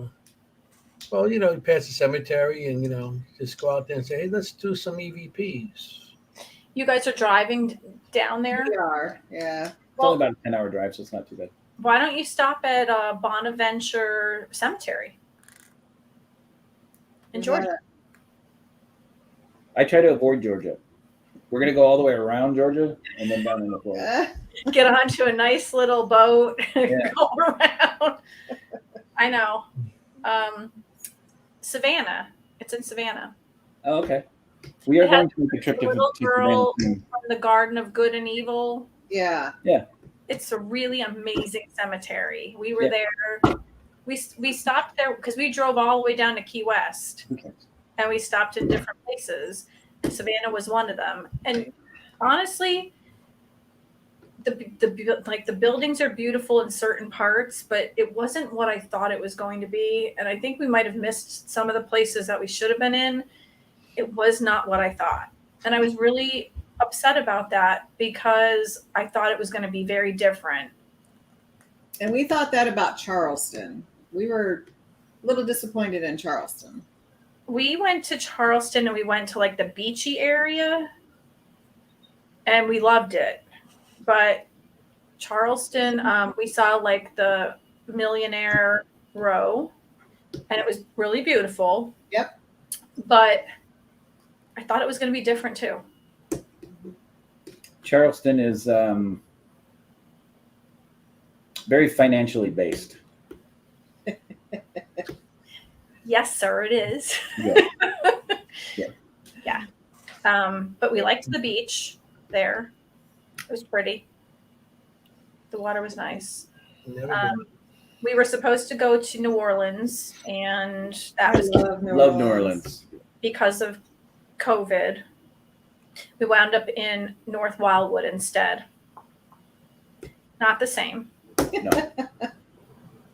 but it was a nice vacation. So we still need to get back to New Orleans. Yeah, I would love to go back, actually. Let's do it. Okay. Anthony, you ready? Let's go. I'll get on my bicycle. I get my golf car. I'll just drive down there. Okay, we'll meet in like 4 years from now. Shit. Hey, I hit the top speed of 16 miles per hour with that thing, so it's great. Did you really? Yeah, top speed 16 miles per hour. It's like, We could do like a Pam. Hey, Tammy. We could do like a food and investigation trip. It'll never be the same. go I'd down there. go back in a heartbeat. Go down there and taste food. Go all the way down. Yeah. Okay. That's nothing. I have no problem with that. I know you don't. Hit the Food head. and haunting. Hey, what else is there in life? Food and haunting. That's Food it. and hauntings. I want to Food, go to friends, and ghosts. cemeteries. I want to go to Madame Laveau's. Been there. Yeah. How was it? Saw her grave. Yep. How was that place? It is cool. It was. Which place? The building or the grave? The building. It's all right. It's touristy. Yeah. It's very Yeah. touristy. How about the grave? The grave was cool. The grave was really cool. Do you have any feeling there? Or? Oh yeah. The just in the French Quarter alone, it's just it's like Trans-Allegheny magnified. It's heavy. It's a very heavy feeling you get when there. The energy is very heavy in New Orleans. And then I don't know if anybody's ever been to New Orleans. Yeah, Bloody Mary's museum is awesome. We were there too. Of course, it was before Ron and Lourdes, way before. But we did the #1 cemetery tour, which Marie Laveau is buried in. And for anybody that doesn't know, New Orleans sits so high on the water table that they don't bury people. Mm-hmm. So a lot of people go to these cemeteries and they think that there's bodies in these tombs. There's not. So what they do is if you open up the tomb, there's a slab of marble or something in there. Stone marble. And they literally put the bodies on it. And the heat and the temperature of the tomb turns them to ash. Wow. So multiple people are placed in the same tombs because once they turn to ash and then the next member of the family passes away, they go in there with a squeegee, scrape off the ashes, and place the next person in there. So they leave them and they just move them. No, well, this is going to be really gross. So everybody pay really close attention. Use bottled water to brush your teeth in Louisiana. The ashes go down the side into the water table. No. Yes. So they're absorbed into the water table. Of course, we found this out 3 days after I've been brushing my teeth with the sink water. But here's the thing. Then they're cooking with that too. I'm sure, I hope they have a good water treatment plant. You just stuttered so bad then. You know that I'm right. Oh, I know you're right. Yeah. But we were ensured that all the water coming out of the sink has been treated enough that it doesn't matter. You're still brushing your teeth with dead people. So we're all haunted. Yes. So the reason why there's multi-family tombs, everybody thinks it's this great big huge mausoleum type thing. It's not. It's literally 4 foot wide by 6 foot tall little thing, and they literally pull the rock cover off and put the next one in. Well, before they do that, they clean off the old one, dump them into the water table, they put the next one in. Why even clean them off? Well, you gotta have a flat surface. Not necessarily. You don't want to mix people up, then. Yeah, I mean, like, why mix people up when you can just drink them? So it's like family mashed potatoes. Yeah. Oh man. So do you think that That's why the gumbo's good down there, because they use the water. Right. That's right. Extra ingredient. Extra the good. ashiness, No charge. That's why the gumbo's so spicy. Yeah. Yeah. it's just a little spice. Hey.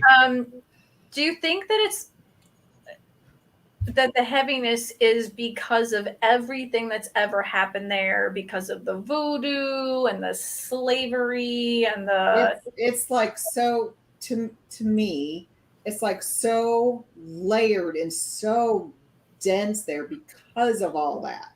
do you think the addition of Katrina made it like that? No, I think it was like that before. Yeah. Do you think that it just added a little extra, or that has nothing to do with it? I think it made it. Well, I know it did. I think it stirred it up. Yeah. I think it stirred it up. It's like adding a flame to sterno, I think is what happened. I don't think people realize that Hurricane Katrina did not even hit the quarter, which I find to be so bizarre. Nope. Well, it hit the quarter, but it didn't flood it. Right. Yeah. Didn't damage it. Yeah. It's almost like it was saving the evil. Well, it's where the levees broke. It all determines where the levees broke. So the French Quarter is in a very protected area. So There's a story where this man murdered his wife, put her into a box, chained her up, and hid her. And 10 years later, the exact same crime was committed 1 block over. The address was the same, but on the next street, done the same way in the quarter. I'm just a little intrigued on, after you murdered her, why did you feel she needed to be chained? Like, the box was changed so nobody could open it. Oh, okay. The box was chained. I thought he meant he chained her. I'm like, Maybe she was a vampire. We Oh, don't know. no, she's coming back. She's not gonna wiggle around. But I think 1313 Mockingbird Lane. no, it wasn't a Munster. They say this is like Cedar Street and this is Pine Street. The number was 10 and 10, and it was literally like the same amount of footage because the way they mapped their streets out. It was on some show I was watching, and I'm literally sitting like, holy Think it was relevant or just a copycat? Like, did he know the story and then just did it? no, like it was totally bizarre because like eventually that first guy left, and Did he take her with him or did he leave her? no, he left her in the house, and they found both things. Like, once this happened with the second guy, someone moved into the first house, and then both things were found within 2 years of that second murder. Wow. It's not my kind of housewarming present. No, I don't want that in my house. Yeah, here's a Christmas gift. Why is there chains on it? Hey, I know I sold you the house. Here's a present. Yeah. Welcome home. Wrap. Vampires and werewolves real? Well, they have rogaroos, and then they do have a cult of a community of vampires where they actually do. They do drink blood, but they're not But it's from a immortal, so to speak. it's more a sexual thing than it is a violent thing. That story that Maureen is talking about may be part of Bloody Mary's museum building. And then the second couple was during the Katrina years. Well, then that's a totally different thing because this was like 1800s. Huh. So this happened again. Wow. Stay off that street. Yeah, I'm gonna have to find out those addresses so we don't. Hopefully, it's not an That Airbnb block. now. Yeah. It was definitely 10 years apart, and it was like the address was, which was weird because I think it was like 10 and 10 or something like that, And 10 years apart. and a street apart. I guess it's cheaper than divorcing her, just wrap her in a box and then Well, back Yeah. then, I didn't think that divorce was expensive, was it? Don't you just kind of like Drop her off at I was Transylvania. just gonna say. yeah. Here's $10. local bordello and make her work for herself? Yeah. Turns out, yeah. Those places, the lunatic asylums back then, Yeah. want to get rid of your wife. Hey, it's cheaper to just drop her off, $10. She's out of her mind. Hey, okay. Yeah. She's going through menopause. She's crazy. Yeah. You don't have to go through all that work of chaining the box shut. You just drop her The off. asylums, yeah. And get paid for it. Back then, they from lobotomies to all kinds of electric shock and freeze you in a tub and Yeah. everything. Electric baths. Yeah. Chris, We've seen it by the all. way, tell them about the EVP you got at Trans-Allegheny.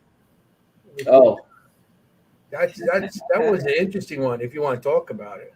so when Audra and I do an investigation, we usually, most of the time, I walk the location by myself to pick up the spots where I feel that the energy is the most significant. I don't go to hot spots like Trans-Allegheny has Dean's room, and it has Lily's room, and it has the room on the third floor where the children were kept. And what I do is I walk the location. I pick out the spots that I think have the most energy, and then that's where I place my equipment.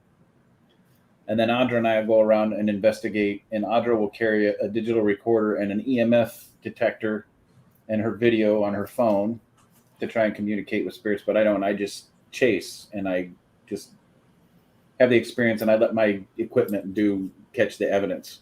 Well, when we were at Trans-Allegheny, they opened up the lobotomy section for the first time on the first floor to investigations that night. We were the very first group to be able to do that. And Audra and I went down into the lobotomy section, and we didn't make it to the recovery area for lobotomies. We got down to the area where they actually physically did the lobotomies. And anybody that knows the history of the lobotomies at Trans-Allegheny, they were on average, that's where the first lobotomy in the United States was ever done. It was considered experimental at the time. The guy was doing 100 of them a week. Was it Dr. Freeman? Yeah, I think so. Yeah. I don't remember. But Every patient that he brought in and did a lobotomy on, it was involuntary, and he used no anesthesia. And so a lobotomy, they would take these big like ice pokers that had a small little hook on the end, and it had a metal handle, and they would stick it in the corner of each eye, and then they would use a mallet, and they would pound it in until it was deep enough to hit the frontal lobe where they felt the emotions were, and then they'd scramble them up like scrambled eggs on Sunday breakfast. And he felt that that would cure their anger, emotion, whatever they were in for, and that would take that away, and then they could live a normal life. Well, Yeah, sure, that'll do it. yes, 75% of the patients died on the table, yeah. and then 20% of them died sometime after. Only about 5% of them actually lived. And so we stuck the recorder. We got a really sick feeling. We could smell death, and it was horrible. We got nauseous down there. So, of course, Chris drops I have red buckets, and I drop a red bucket, and that's where I put my equipment. So when I run around in the dark later on that night to try and collect my equipment, I know where it's at. And when other investigators go through, they tag themselves because they see my equipment for the red bucket. So we dropped a red bucket there. And then when I was doing review, I've got an EVP. You hear somebody in the distance yell no. And then you literally hear a whack, whack, whack. And then this long, drawn-out scream. It's one of the best EVPs we've ever captured. Oh, my God. But it sounds like somebody getting a lobotomy. Mm-hmm. It's scary. I mean, when you first hear it, it's like, are you kidding me? Holy shit. Yeah. Like, yeah. You can hear the chiseling into the skull, into the back of the brain, and the scream. You can actually hear it. Yeah. You know what I mean? And there was nobody in that area of the hospital at that time. It was completely empty when we caught that EVP. And that's near the area where that thing was tossed at me. Yeah. Yeah, I was right there. I wasn't too far because the lobotomy section was right across. There was a waiting area there. Yeah. And right over there. And I was on the other side where they gave out the treats to the kids and stuff like that. And that's where something was tossed at me. And I actually caught it on video. Something coming up, hitting. You can hear it hit me. You hear me say, something hit me, and then coming back down. So our recorder was about 30 to 60 feet down from that waiting area, down in front of all the individual doors where they actually perform the lobotomies. Yeah.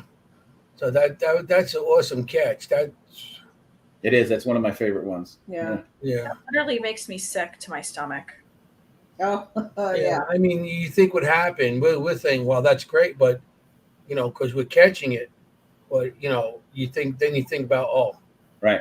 And it was a pure Class A too. I didn't have to amplify it at all. No. It was intense. It was pretty cool. Can you imagine I'm sitting in my office by myself doing review, and that comes across the recorder. Yeah. How did it make you feel, Chris? Sick to my stomach and freaked out all at the same time. Yeah. Audra, when you heard it, how did you feel? Same. It was like reliving walking down there again. It was like, it was horrible. Yeah. And for like days or weeks afterwards, every time I thought or relived us just walking down there, I was like, all right, I'm going to get sick of being sick. I feel like I'm going to throw up right now. It was, I can probably find it. It was bad. You guys want to hear it? Bad. You have it? Can you put it up? Let me get through all my files. Hang on. We were just someplace that we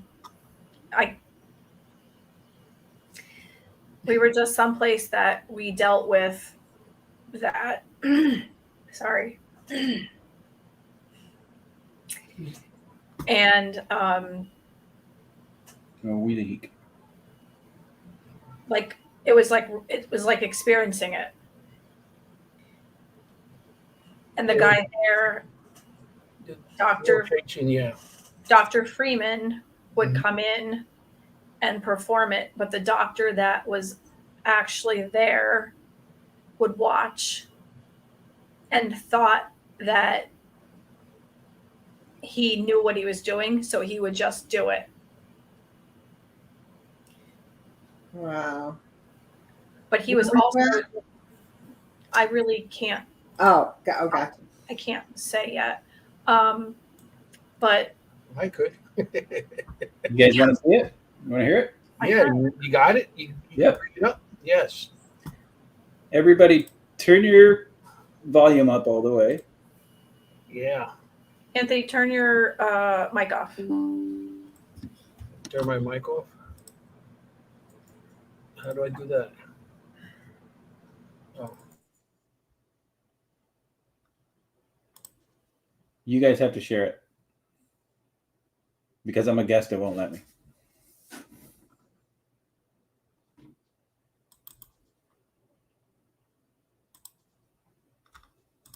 Oh, never mind. Here we go.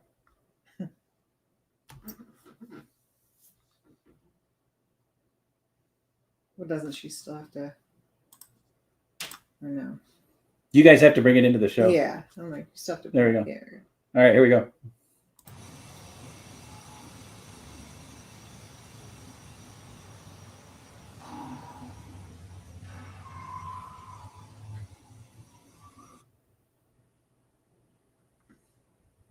One more time.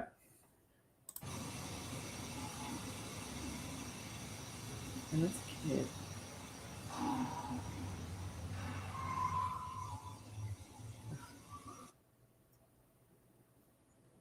You want to hear it again? No.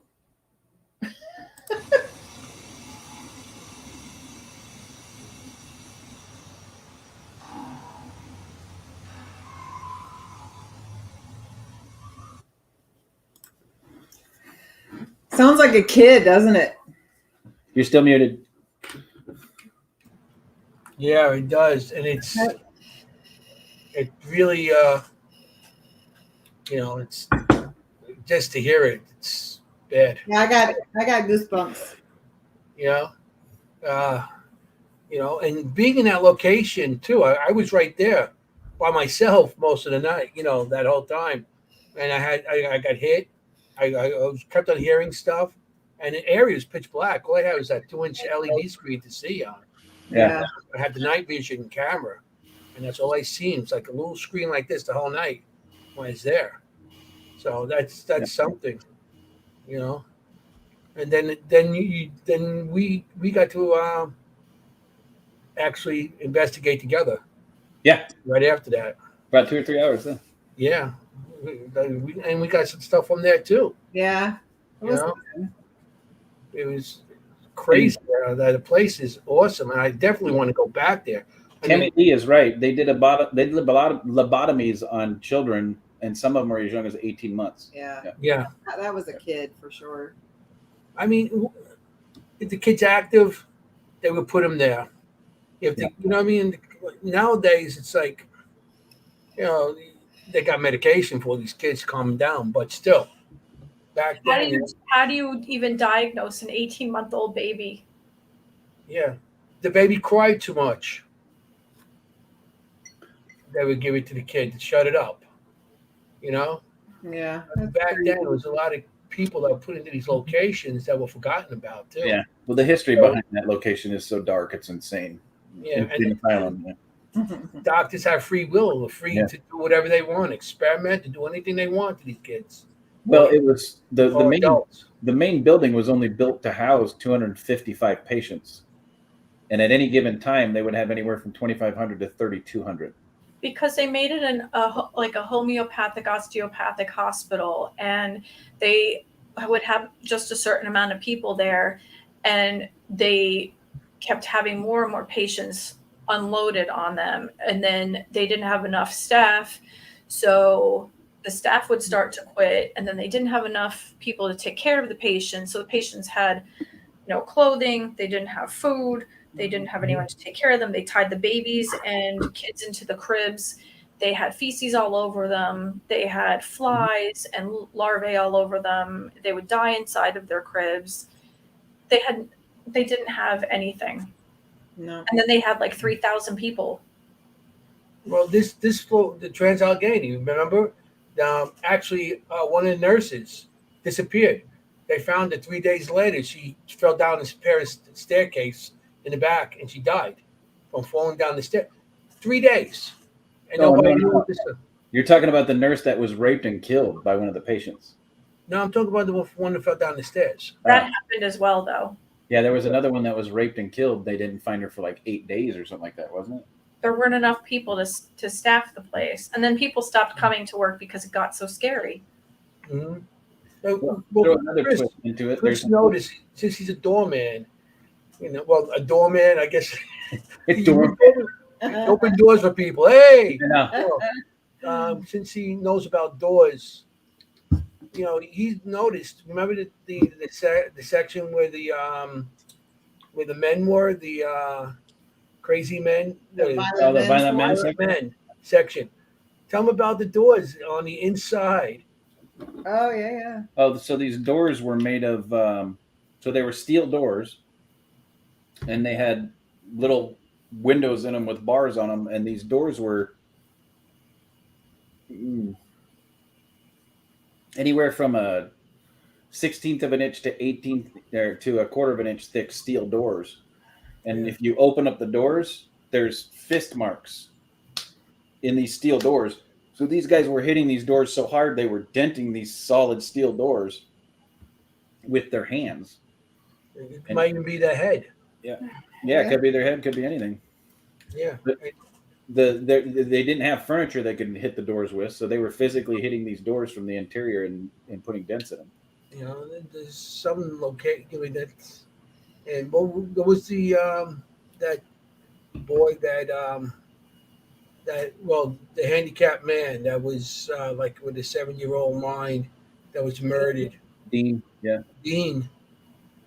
He was murdered by 2 other patients, and they tortured him.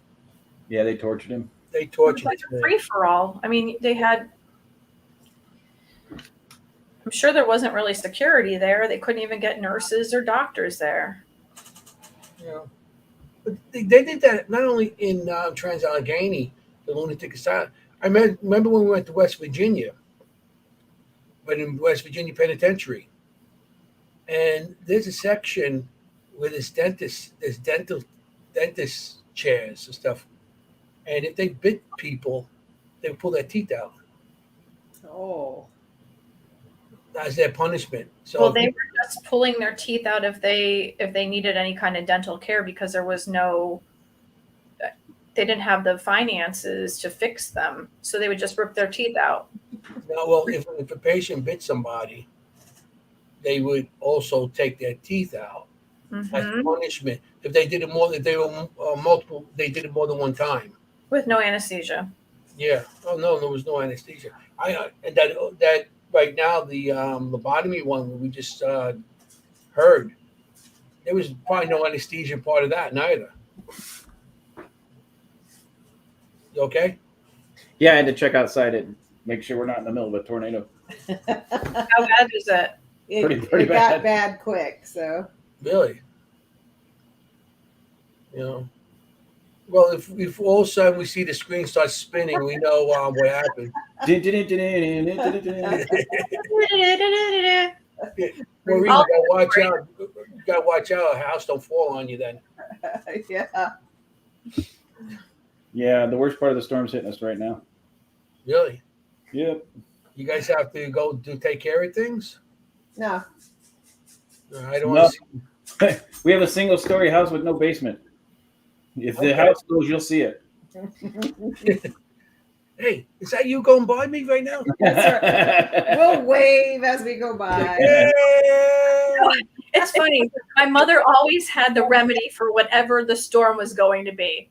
You know, if you start to hear what sounds like a freight train and the sky looks mustard yellow, this is what you do. Go into your basement. Now, if you start to feel something, then get in between a door jamb. Mom, really? Or crawl into your tub. Yep. I'm going to write it out until it lands in Oz because I want to meet the Munchkins. Yeah. I literally watched a tornado start coming towards me, and I went to get my wedding dress fitted, and I had a brand new pair of these awesome jeans on, and I was like hell, I'm getting into the ditch on the side of the road. It is muddy as hell. And I watched it, and all of a sudden it went ooh the other way, and I was like, I'm good. I was just going to wait till the last minute and crawl there. Everyone else was still driving. I was like, I'm going to pull over on the side of the road. I'm not getting in that ditch till the last minute. I know we get some bad storms that just blow on through, and some of them can be tornado. I never know the difference. Watch, warning, whatever. I was driving home from work. Watch means it's on the ground. When we first moved here, and I'm talking to my mom as I normally do, driving, and Chris is like, "Where are you? What are you doing?" I'm like, "I'm talking to my mom." Why? He's like, "You are like right under." Tornado. I'm like, "I'm fine. I got this." Watch means you're actually watching it happen at that very moment. I never experienced tornadoes, but plenty of hurricanes. You know, Really? We were always at the beach for the hurricanes. Hurricanes hit you guys a lot. North Carolina usually comes in. We get the tail end. By the time they hit rain. Charlotte, they've weakened it just a pretty bad rainstorm. So it usually is. You know, but yeah, I'm not saying it, but I know in the past they have, you know. But then again, we got hit pretty hard up here with a lot of storms too, Yeah. you know. But yeah, it's the hurricanes. You know, you don't get used to, but you don't get used to any of this stuff. You just know what to do. Right. Right. You know, yeah. But you go out there afterwards with your equipment. The spirits are like, hey. Yeah, the electricity going on in the storm should amp stuff up pretty good. Yeah. Yeah. You guys keep on looking. Was that you guys? That it? That was a thunder. Yeah. Ooh, it's a banger. You guys get them to so loud I can hear in New York over here. Yeah.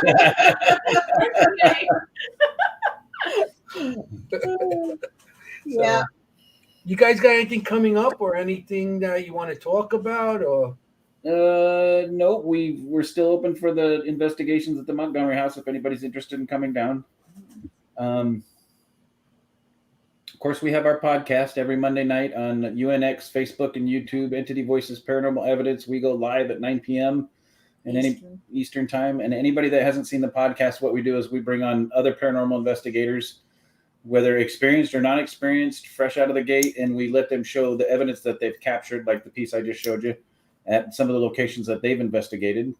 Introduce you to them, let them promote themselves a little bit and get them out there into the paranormal community. We believe 100% in para-unity, so we promote it as much as we possibly can.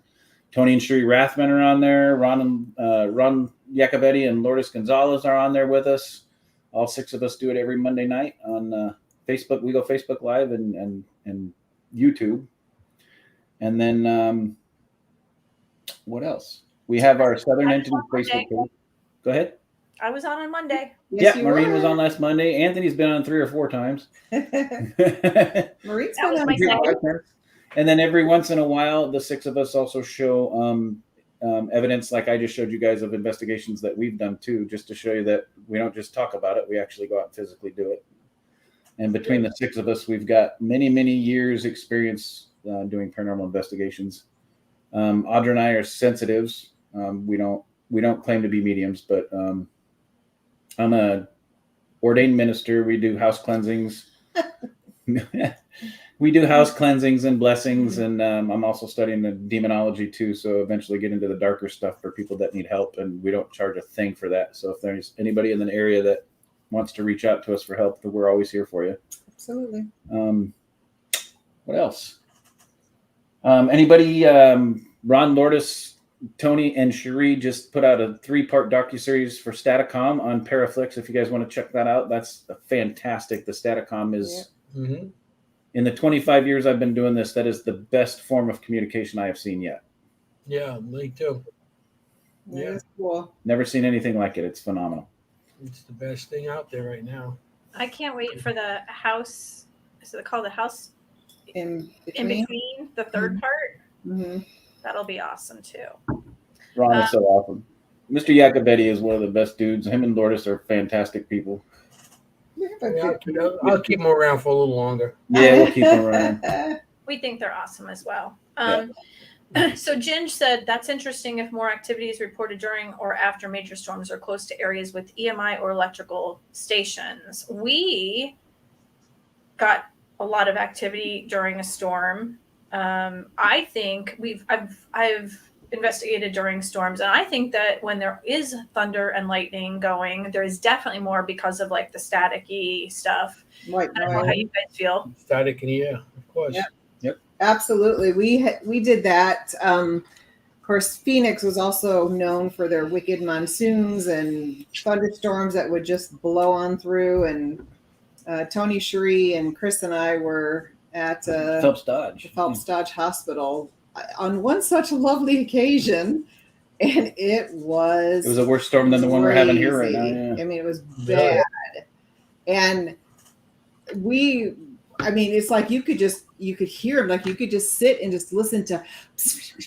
I mean, you could just like hear so many people talking. It was incredible. So Tony showed a clip. We did a bloopers show a couple weeks back of funny things that we've done investigating, funny things that we've created, and he showed a clip of me at Phelps Dodge. So for everybody that's watching, I used former law enforcement. 10 years with the Maricopa County Sheriff's Department in Arizona. And that night, the voices we were getting from the ambient noise created by the rain and the water, we thought there was people running on the first floor, screaming and yelling. It was that loud. To the point where I kicked out of paranormal investigator mode and kicked into law enforcement mode. I pulled my weapon and cleared the building. And Tony actually showed a clip of me coming out of one of the doors the other night. And I didn't have an EMF detector in my hand. Let's just put it that way. It would actually be funnier if you did and thought you didn't. Yeah. Awesome. Freeze. Oh shit, that's my K2. It literally, we were on the second floor, and all four of us, and we were the only people in the building. And there's only one way in and one way out because I screwed all the other doors shut. So when we heard somebody in the building, we thought somebody broke in. I literally looked at the three of them and went, "Stay here." And I went, drew what I needed to draw, and went downstairs and cleared the building. And there was nobody in the building at all. So do you always go into cop mode when there's a thunder and lightning storm? No, I do when I think there's people in a place they shouldn't be. Yeah. Like taking down a tent in a storm. When we were in Trans-Allegheny, it rained that night. Remember, we had the thunder lightning. Yeah. Yeah, but I wasn't allowed to bring that in with me that night. Oh, okay.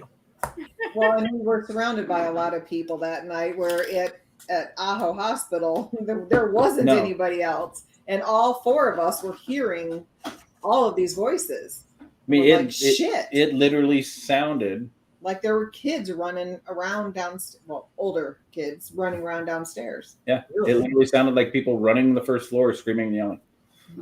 That's awesome when you get stuff like that and there's nobody there. There's nobody there. And that was at Ajo. No, that's awesome. That was at the Phelps Dodge Mining Hospital in Ajo, Arizona. That's when it became Asshole Hospital. Yeah, so I don't get scared of dead people. Real people scare me more. Yeah, that's real people and animals. Ah. If you go into a location and you gotta I'm not talking about squirrels and I'm talking about something that could eat you. No, Even wild dogs. If you go into a location, you see a dog. coyotes and stuff. I wouldn't have too many coyotes here in Queens, unless they're women. But, Cougars? but what's a coyote? A really ugly cougar? Yeah, that's what it is. a dog. But it's you go on location, you see something. Even a raccoon could, if you trap it and they get scared, those things could do damage to you. And you go in and you see somebody shooting a needle or something else. It's depending where you're going. So the spirits don't bother me neither. My grandfather said, "Don't worry about the dead, worry about the living." That's right. That's going to be our motto at the end of the show. You just figured it out. That's Don't worry about the dead. Worry about the living. Stay haunted. Yours is don't Stay worry haunted or something. I don't know. Stay something. He keeps trying to come up with something at the end that's catchy. Well, I like what I've been saying.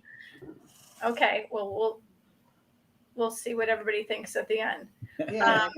So do entities ride on the storms? I don't think they ride on the storms. No. I think they take advantage of the storm so they can. Yeah. The energy. Take advantage of the energy. So Yeah. my personal theory is our bodies are made up of water, bones, meat, right? Ligaments. There's nothing physical inside of our body. Of course, scientists will tell you it's the chemical makeup in our body that causes the electricity that makes our heart beat. Correct. I firmly believe that our souls are made up of pure electricity. It's all energy. And that is what our souls are what keep our body pumping, keeps our heart pumping. It's the energy from our internal beings that keeps our body going until our body can't take the energy anymore and it finally gives out and then we pass on and go on to the next life. So with that being said, I believe when we pass on, our pure energy moves on.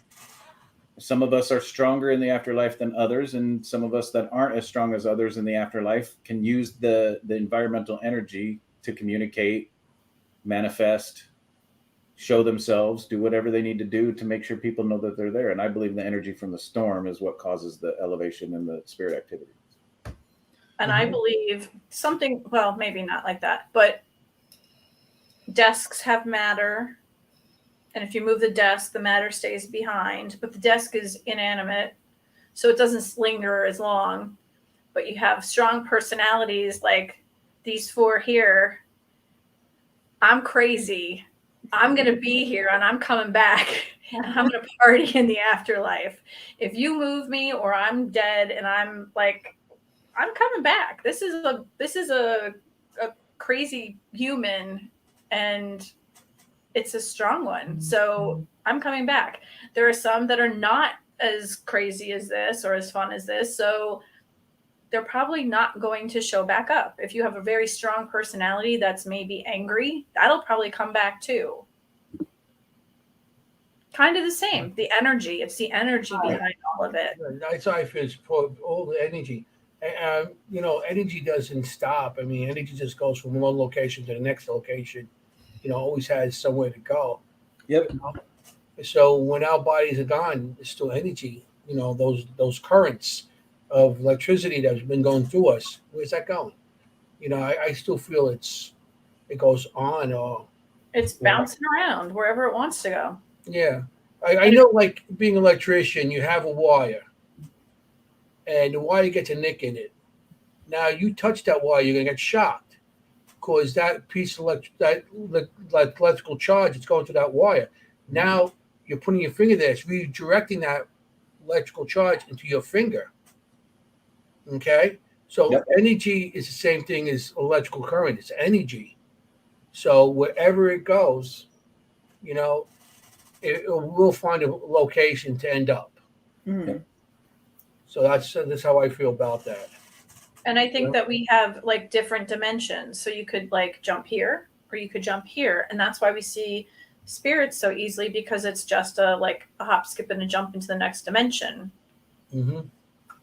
So it's a bunch of theories out there where none of us really know if it's true or not, but not we all yet. got theories, and we all got, I'll come back and yell pineapple and I'll say dimensions. I'm not going to say nothing about pineapple. You don't know about pineapples. Well, if you watch Little Nicky, you'll find out why. But there's a whole thing about pineapples that has something with that, with the Hitler scene. I know. Hitler's punishment in hell was... That's what it is. Bend over and having a pineapple put up his butt every half hour. That's what it is. That was Hitler's thing. I'm not doing that. That was his punishment. I was waiting to see if somebody got that.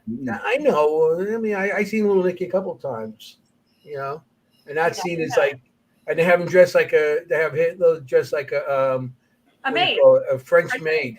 Tammy's laughing. She knows. So, see, Chris said he was going to be a smart ass. See, Chris? Upside down pineapples. Yep. Yeah, it's upside down too. Yeah. And that, I guess that could hurt. I know. Yep. I'm not looking to try it. I'm sorry.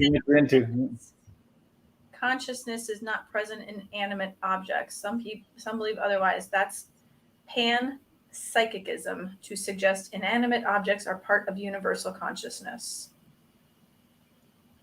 Agreed. Yeah. True. Yeah. Ron is like the modern day Confucius. Or encyclopedia. And Confucius says, because Ron says. Yeah. Yeah. Well, you have work at 4:30, don't you, sir? I get up at 4:30. You have to get up at 4:30. I don't have to be there at 4:30. Well, that's good. Thank God. I'd bang my head against the wall if I did get that better. Yeah, I hear you. So we don't want to keep you too late, but we hope everybody had a great time tonight. Yeah. And if you have questions or if you need any kind of guidance in regards to demonology, or if you have questions in regards to energy, or you have any kind of evidence, you could send it to Chris and Audra and their team. They'd be more than happy to see that, I'm sure. Or if you would like to see the Montgomery house, they would absolutely be thrilled to see that. Absolutely. Come on now. Stay haunted.